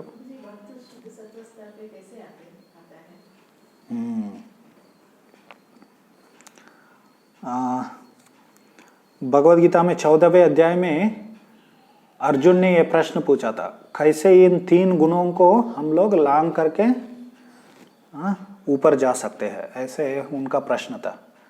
जो आप पूछ रहे हैं अभी, है ना, कैसे हम लोग शुद्ध सत्व को प्राप्त कर सकते हैं, ऐसे उन्होंने पूछा था। उसके लिए भगवान बोलते हैं, बहुत 2-3 श्लोक बोलते हैं, अंत में वो बोलते हैं माम चयो व्यभिचारेण भक्ति योगेन सेवते सगुणान समतित्यैतान ब्रह्म भूहाय कल्पते। ब्रह्मभूत अवस्था अथवा ये शुद्ध सत्व हम लोग कहते हैं ना, उसको दूसरा नाम भी है ब्रह्मभूत अवस्था। तो या 3 गुणों से परे हम लोग चले जाते हैं। माम च यो व्यभिचारेण, अव्यभिचारिणी भक्ति करने से। अव्यभिचारिणी भक्ति मतलब कैसे? अव्यभिचारिणी भक्ति मतलब कैसे? व्यभिचारिणी किसको कहते हैं? वैश्या को क्या करते हैं हम लोग? व्यभिचारिणी बोलते हैं। मतलब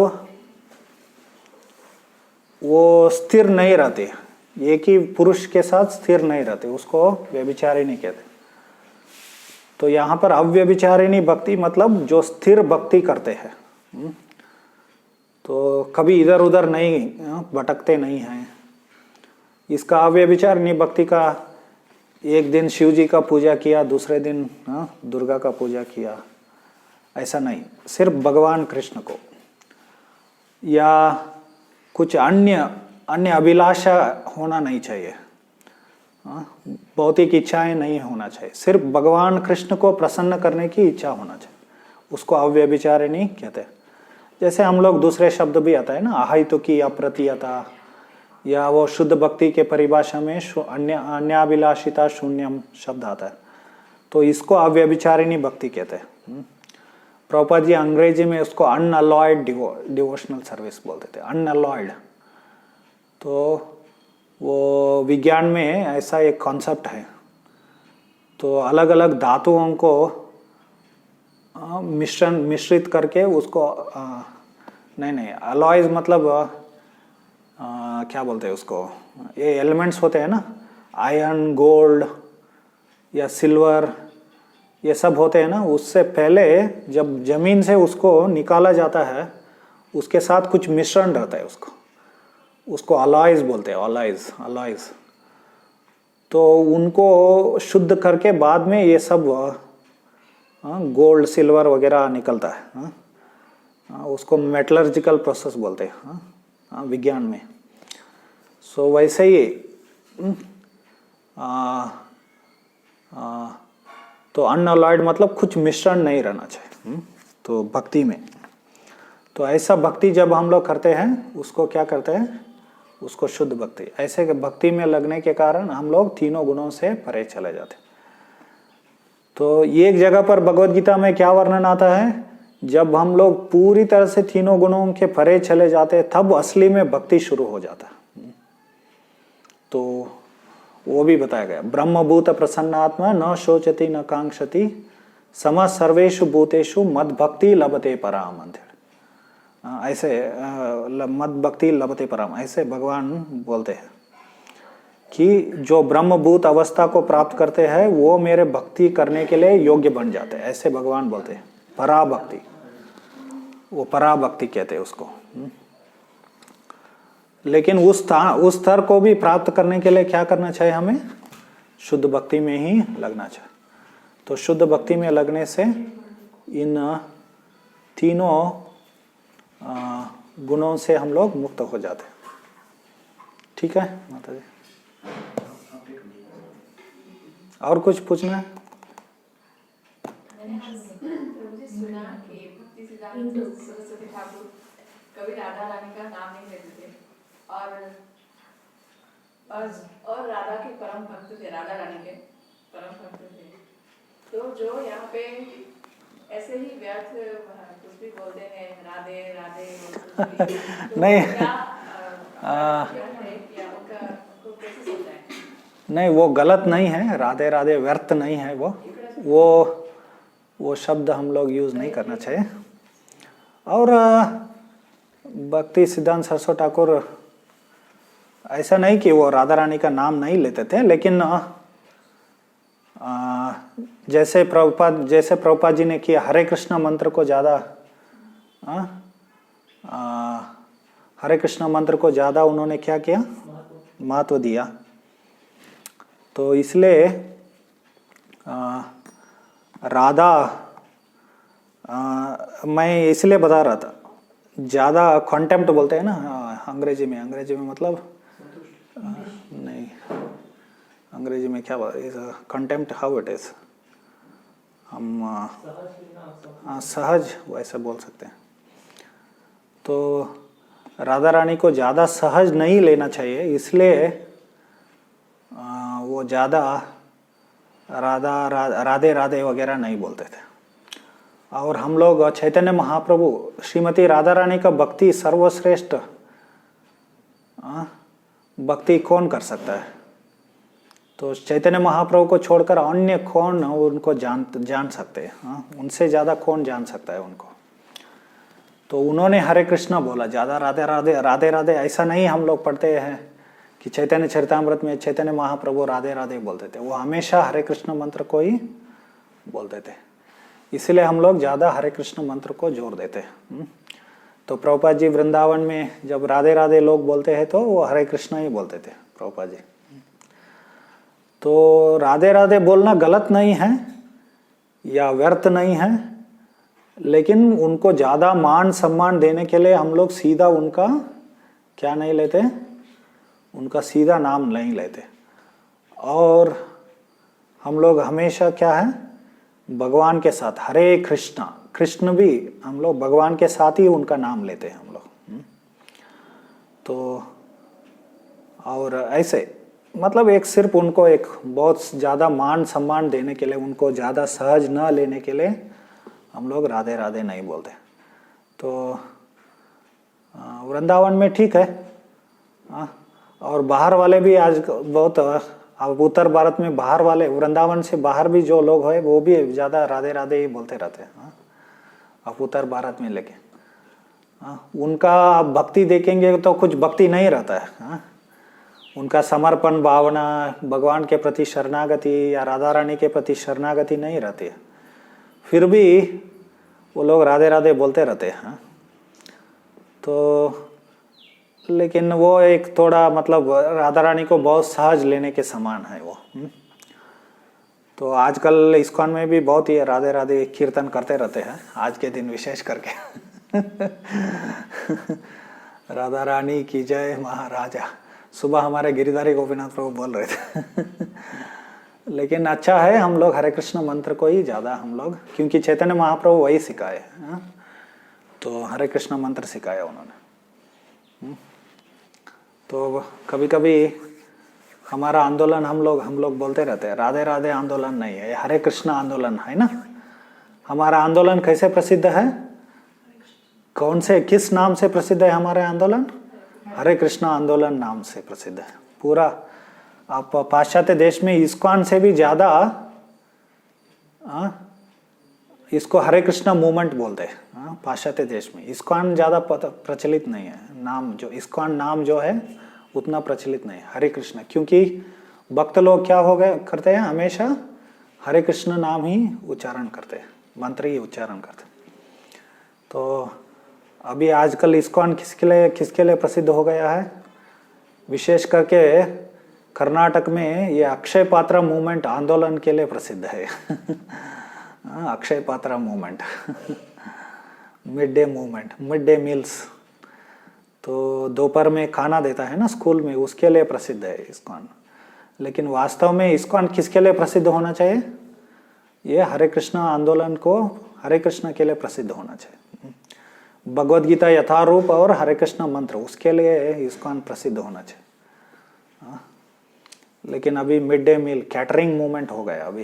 कैटरिंग करना, कैटरिंग करते हैं ना, कैटरिंग आप जानते हैं, कैटरिंग बहुत सारा कैटरिंग इंस्टीट्यूशन व्यापार चलता है वैसे।